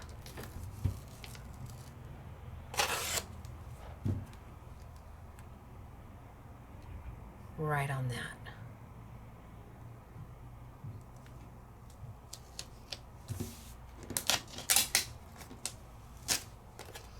Cut off the extra.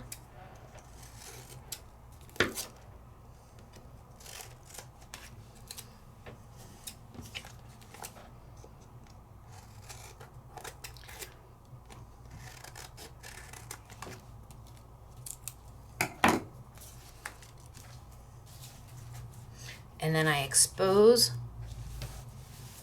my sticky.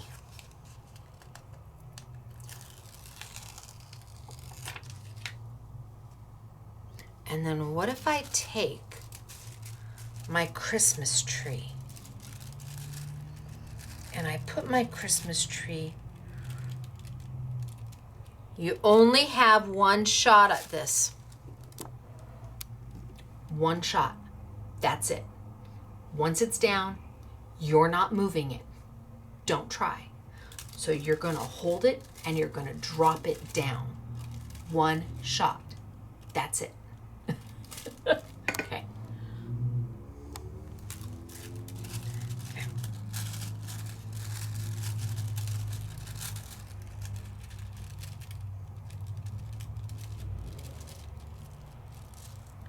One shot.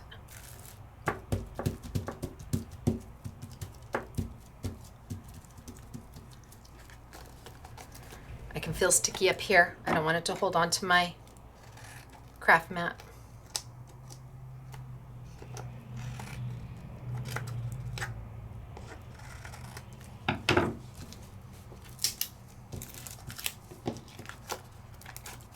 Bring over my machine.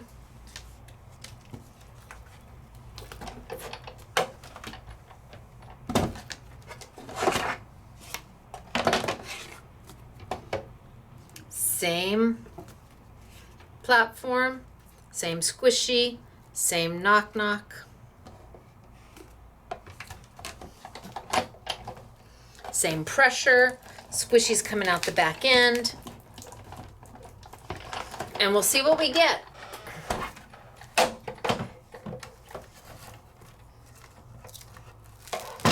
Ooh, nothing's ever promised, but we're certainly gonna try.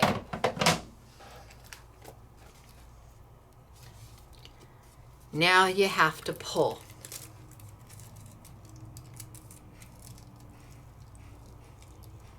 Nope, not there. You have to pull.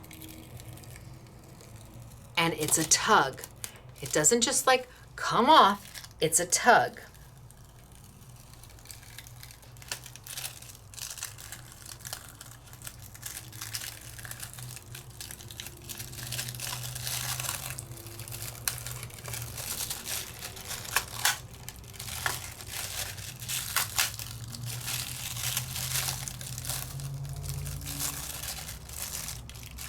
This is why that handhold is so important.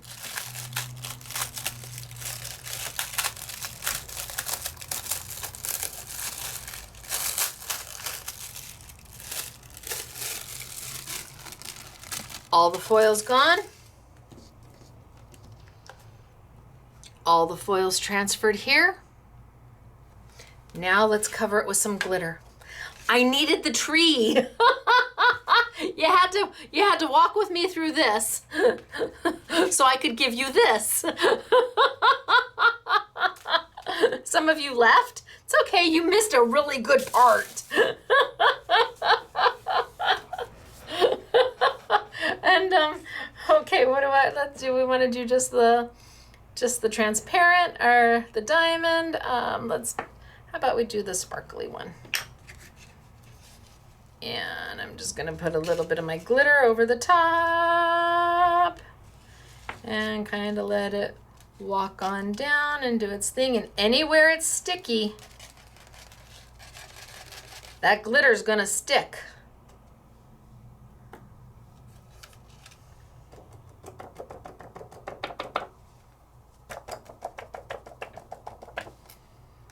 And then I can just take my finger,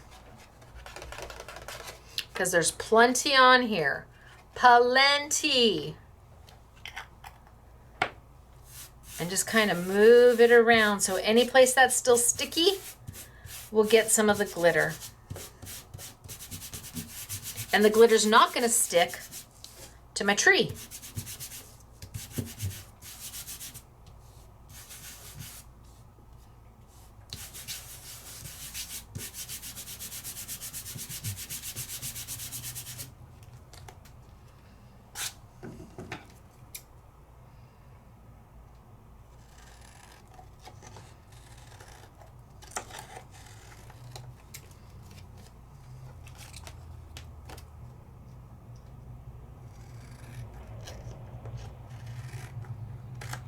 Oh, I still see a little bit of the liners right there.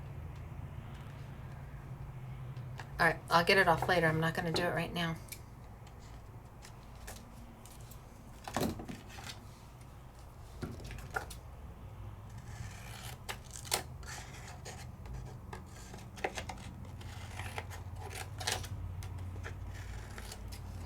All right.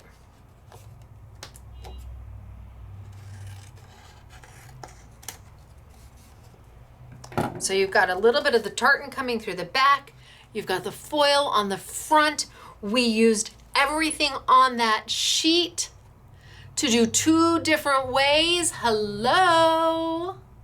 Yay, right? The rolls are just going to be a little more challenging, but if you're okay with the foils, if you just have to hold that roll out so it's not so tight, so that you can drop it on, and look at that. Wahoo kachoo. And then again, how you finish it is entirely up to you. You could just leave it like that and put a sentiment and do nothing else. Don't. Come on, undo. Or you can add more. Just like the other. You can start layering the rest of the tree in there. Options are aplenty. Up to you on how to make it. You don't have to choose. You can have it all.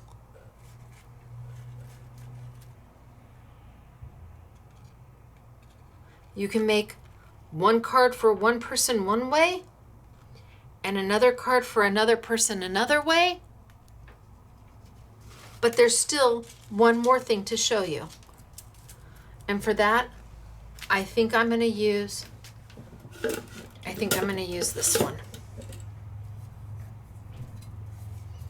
Okay, so I'm going to need to cut the liner. So let's grab a piece of paper. And it's not going to matter which color I use. So let's grab the red. It's not going to matter the color I use.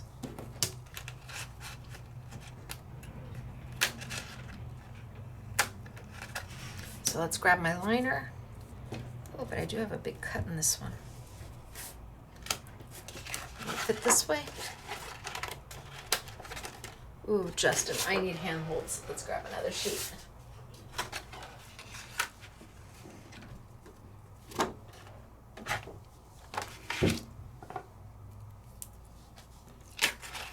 All right. So this one, it's not going to matter what color paper you use. Grab the yuckiest, oldest paper you've got.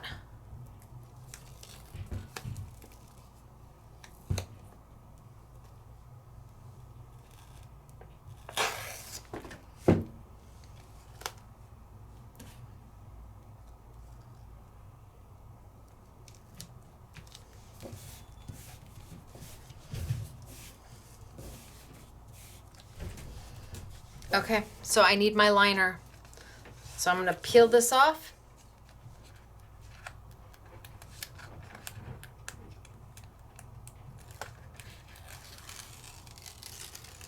And set this over here so I don't get anything on it. And I'm going to take the doves. Now this comes with the Christmas tree.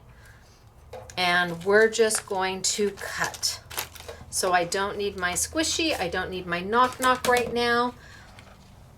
I do need my base platform. I do need my solo shim. I am going to use my precision base plate.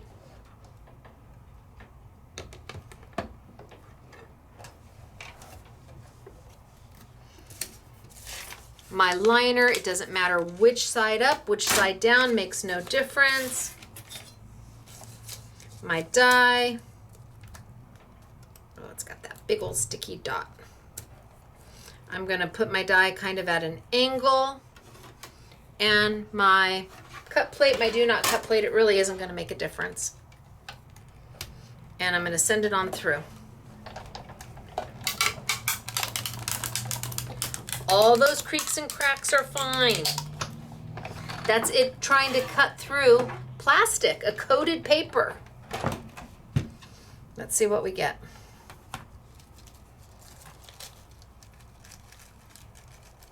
So one, you're going to have a lot of doves that you can use for something else because all the fallouts are doves. You're having a wedding. This is going to make perfect confetti. You can use those anywhere you want. I think I will put those right there. And that leaves me my mask. So let's bring my red paper back.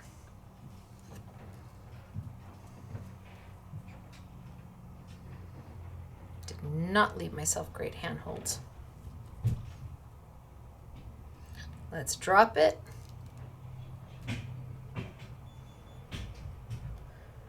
Nope, I did not leave myself great handholds. Let's press it down.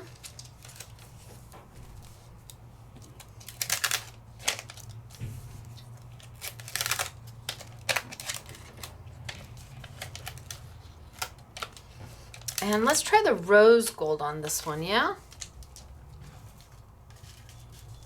Let's try the rose gold and see what happens. So I have no sticky up here. Can you see where the sticky starts? Or over on this side. And that gives me an opportunity to like kind of put this at the top and then drag it down without it grabbing the sticky too soon so that I can drop it on. Ta-da!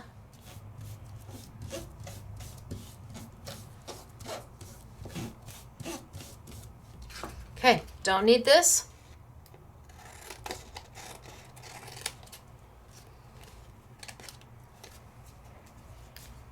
Don't need this. There goes my handhold.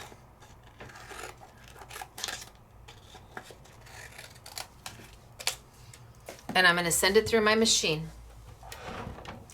So don't need the precision base plate, don't need my solo shim. Do need my squishy and my knock knock. So I need my base plate, I don't need my solo shim. Yes, I don't need my solo shim. Base plate. Cut. Paper pretty side up. Foil pretty side up. Squishy, yes. Knock knock, yes. No top cut plate. The knock knock takes the place of your do not cut plate. And send it through. Squishy's gonna come out the back end.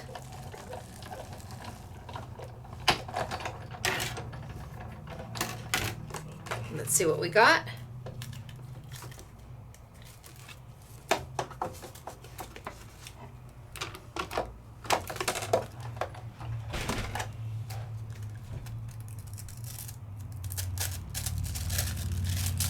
It is perfect every time when you do that.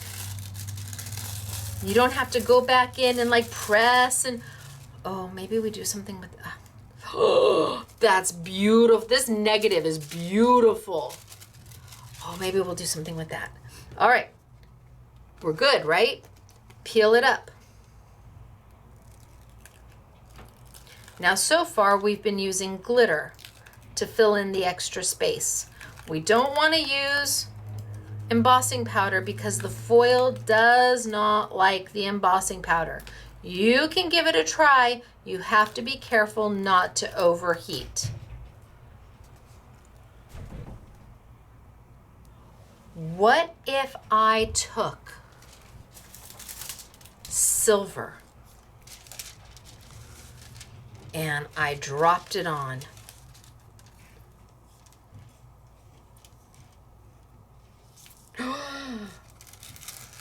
Oh, see? It's stuck in some places, but not in others. Ah, Stacy. Okay. Nope, I'm gonna grab another piece of silver and we're just gonna go. See, I didn't drop it fast enough. Let's drop, drop, drop. 1, 2, 3, drop. Okay. Now again, I'm not going to use my hands because my hands are never going to get it as nice as it needs to be. I'm going to use the pressure from the machine. That's why you have a machine. And if you don't have a machine, you should get a machine. If you are new to scrapbooking or card making, a die cutting machine should be on your wish list. The things you can do with it besides die cutting. Well, I'm not die cutting at all now, am I? I'm foiling. And send it on through. Squishy's coming out the back end.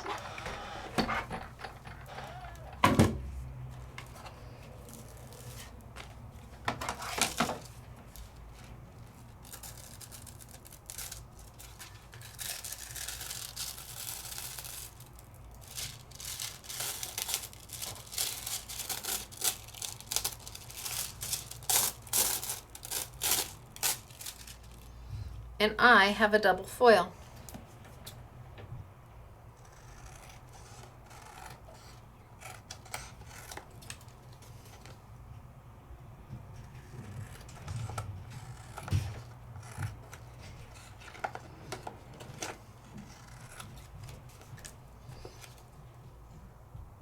So now I have my doves in rose gold and my background. I don't know if my camera's gonna get it because it's very bright. My doves in rose gold and my background in silver. It's very metallic-y, but it's very pretty. Yes, you can double foil. Absolutely. Just send it right through your machine without question.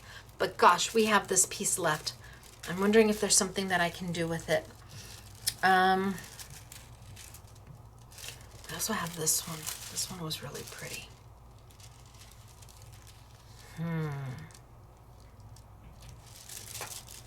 What if I take that tartan paper again? Hello, where'd you go? I know you're here somewhere. Oh, right there.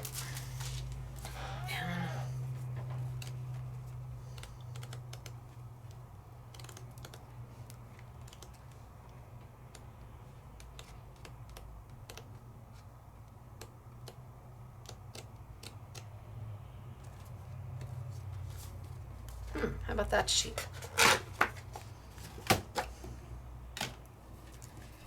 And we put our sticky down.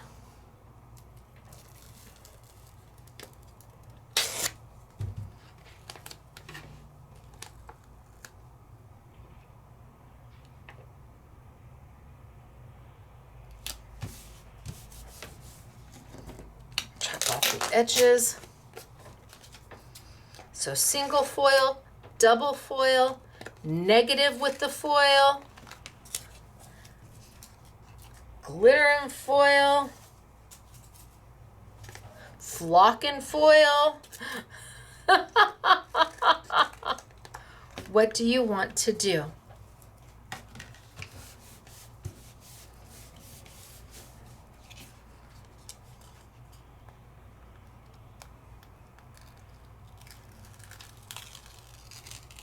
Okay, one chance.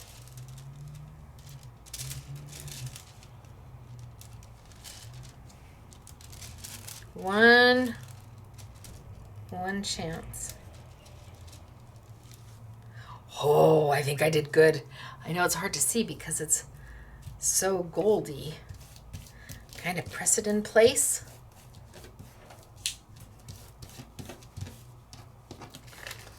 Cut off anything that's got a little sticky.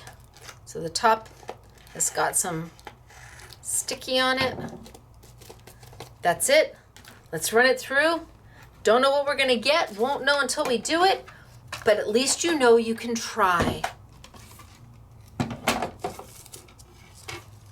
Squishy and knock knock because I'm not die cutting.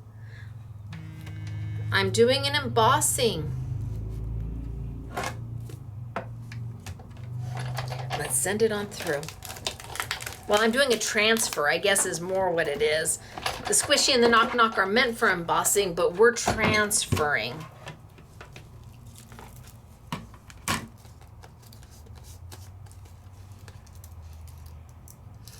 And then you're going to have to find a corner that's going to let you pull up.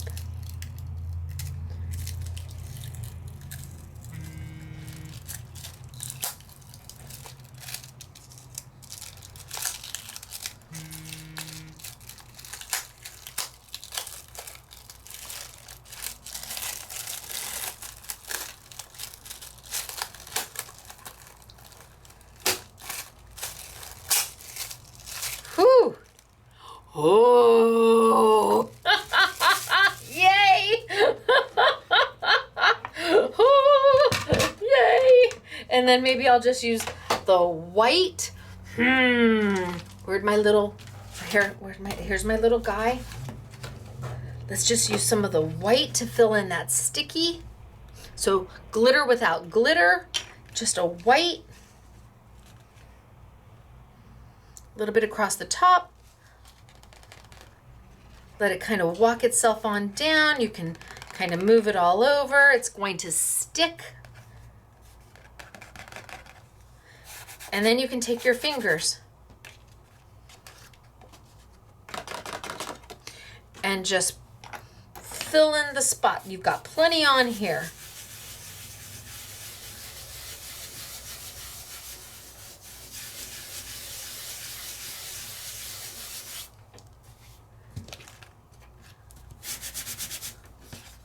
Okay, it's got a nice burnish.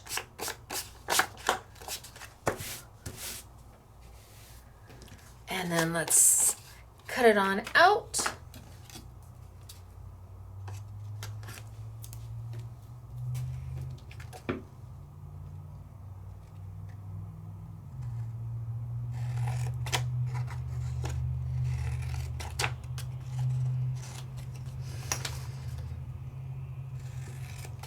That looks amazing. You've got the tartan underneath it coming through, but it's not in your face. And then, gosh, I don't know what to do with it. You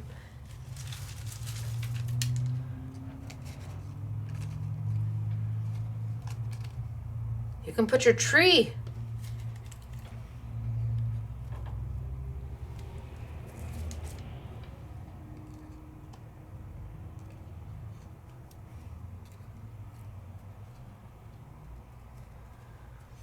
Your tree behind. Oh my God, that looks so good.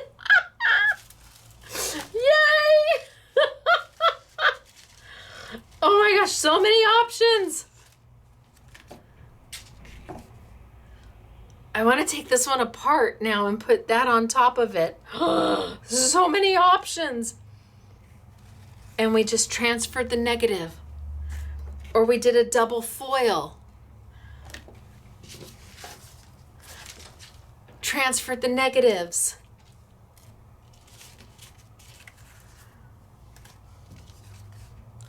Single foil with glitter. Single foil with glitter. But then you put on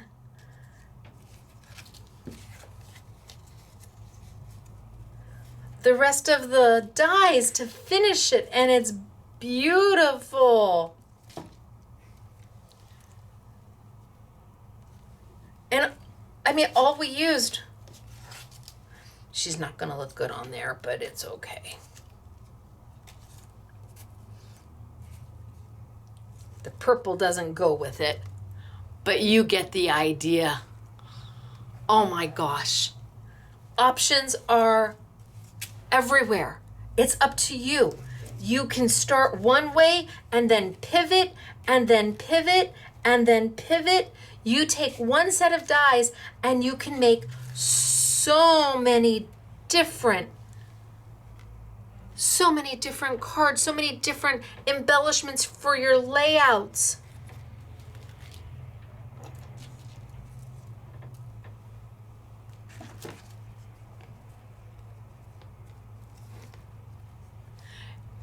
It's all in your hands. You choose. Holy smokes, we did a lot today. We started with just die cutting, and then we played with the foils and how to do a single foil, how to do a reverse foil, how to do a double foil with just inexpensive Sizzix foils. I want to say they're $8.99 for 10 sheets, and I think we have it on an I Want It All. If you buy all 3 packs, you get 30 sheets for $19.99. The thing is, you're not just getting 30 sheets, you're getting 60 sheets because you're going to take that negative right off. So it's not like you get to use it just once. You're getting double the value because you're going to use it the entire sheet. By the time you're done, there is nothing left. And that's the way you want it. If you have foils at home, absolutely get them out and play and try. That's the worst. The worst that can happen is you find it doesn't work. But if you don't try, you don't know. So pretty. All using layering stencils, a little bit of glitter, a little bit of foil, and some double adhesive tape. You can do this. Do not throw this away. Do not throw that liner away. Get a Ziploc baggie, and when your Ziploc baggie is filled with the liner, then you can start throwing it away. But do not throw that liner away. Can you think of all the things you can now do with the liner that maybe you didn't know you could do before, or you're like, oh yeah, I forgot I could do that. You can. Not if you don't have the liner. It's the only thing that doesn't stick to the sticky. Okay. Oh, okay. We did a lot. I have a lot to show you. I've got beautiful samples. Let me tilt down. We'll get started with those. I hope you found something in here that made you go, oh, really? That would make my heart happy. And if not, lie to me. Tell me you did. I'll believe you. I'm a very trusting person. I believe everybody. All right. So let's tilt down and let's start with samples. And I think I will start with, I'll start with Claire because she's right here. All right, sample time. I know maybe that was a long way to get to where I wanted to go, but I have to show it to you all. This is a class, not a demo, a class. I want you to walk away feeling confident in what you are doing. Pretty, right? So I've been showing that one everywhere. Everybody just loved it. But then look at this. Claire she thought that this die reminded her of looking up at like an atrium or a greenhouse or an aviary. You know, like when you look up, it's beautiful, and you've got usually that the glass dome. Well, here she's made a beautiful, has nothing to do with Christmas at all. Nothing. Stunning. And then here, Merry Christmas. And there are the poinsettias that come with this set that make it Christmas. The set doesn't have to be Christmas, not at all, but it can be. And here she took the music notes, and again, nothing to do with Christmas, but she took that background and made it something spectacular that can be used all year round. And then she took the fallouts. So these are the doves that all fell out of my background, and she used them as her embellishments. Very smart. Love, love, love. Love her tree. Was there one I was supposed to open, Claire? I hope not. If there was, I'm sorry. Love her tree. Yeah, Claire, I want to make sure. Love the tree. Love it. Kind of Nordic-y. The browns and the greens, and she kept it just sparse. She just used the one layer and a few little ornaments that she cut. It comes with the star. Great kind of home, a homespun feel. And then this one is stunning. Absolutely stunning. That is Claire. Okay, we're going to move to, I'm going to save Belinda for last. So let's move to Elena. Here we have Merry Christmas.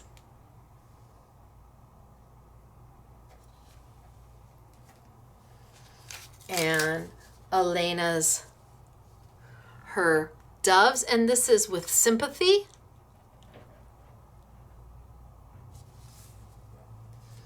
And her angel.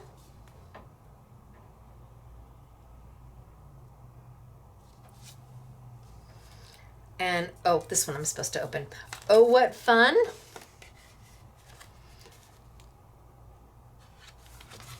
Merry Christmas.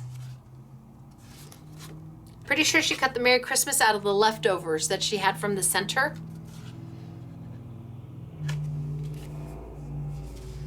And Happy Retirement with the music notes. They can be used for anything. I like how she put it on the angle and chopped it off. That looks really great, Elena. I like that a lot. And here, a great guy card. Happy birthday. Using that background to the angel. Happy birthday. So this is Elena. But then Elena also did here. So she's got the lights going on, and she made the little cute little box. So it all lights up, and look at the colors that come off of her. Beautiful, right? This is Elena. See, look at on, off. And she also did a layout. So you've got the tree. You've got pieces down here from the first die. She made a little pocket. So you just cut the die in half. So this is Elena. Looks great, Elena. Beautiful, beautiful, beautiful, beautiful.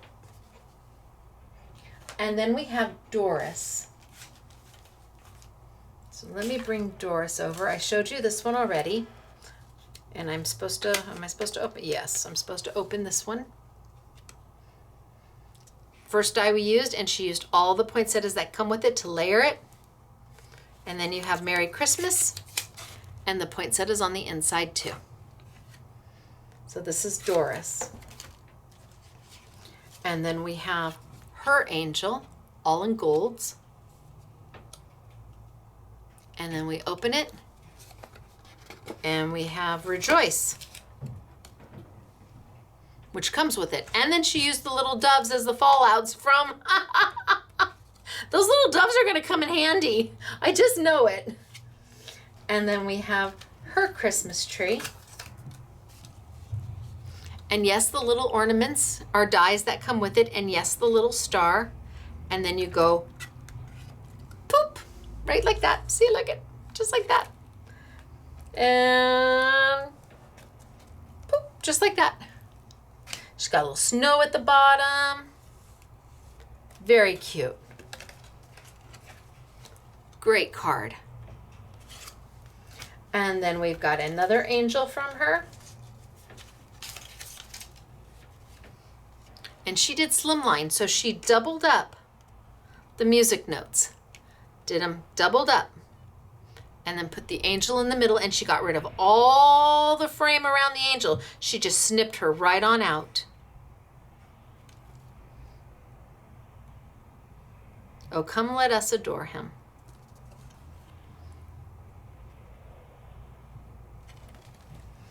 And then we have her rustic. So she took from the tree and she snipped from the tree. And she took the poinsettias from our very first die, which is where she got this from, and she doubled it so she could make a slim line, and then she snipped to make a wreath, and then used the poinsettias. You've got like, what, at least 2 dies here, and then we open it up and we have Merry Christmas. Very clever, Doris. So where she joined the two, because she used half of it here, she had to cut the background twice to get it. She hid it behind the wreath. I'm guessing she seamed it right there, but you would never ever know that. Nobody would know that. Very, very, very clever. And here we've got the beautiful doves. Just a beautiful, beautiful card with the sentiment right on the front. And her Christmas tree, also in slimline. So she started the tree a little bit up, put her sentiment down there, which gave her the height to do a beautiful slimline.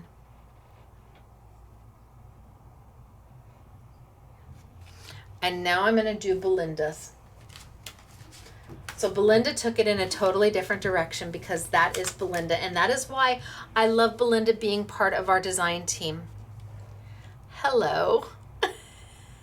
So she took the tree as well and snipped and made a wreath. And then she took the ornaments and did them in Halloween colors. And she added in a few little boos and a few little ghosts. This is Belinda. This was done using the Christmas tree die. And here we have Belinda's angel.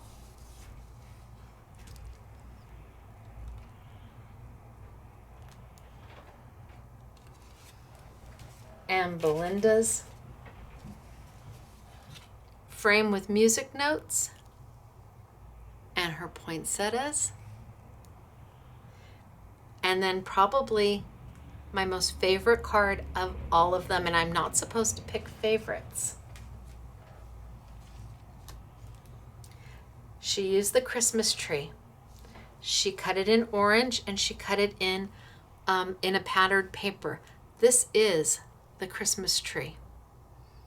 She used the ornaments. She found other little doodads to put on it. This is the star. This is Belinda's. This is fabulous, Belinda. It really is amazing. I mean, you took something so outside the box and made it just stunning. This is fun and whimsical and creative. I mean, really so creative. Her two Halloween ones just blew me away. I just saw them this morning. Blew me away as I was prepping the class. So, Simply Defined is exclusively here at Scrapbooking Made Simple. It is my release. This is my one and only Christmas release for dies, and then I'm done. This is it. We have the Sizzix Foils on sale. I'll look to see if I can get the festive paper on sale. I'm not sure yet. I didn't even show you the storyboards. I didn't even show you what's on sale. Well, it's been a long day. The glitter's on sale. The foils are on sale.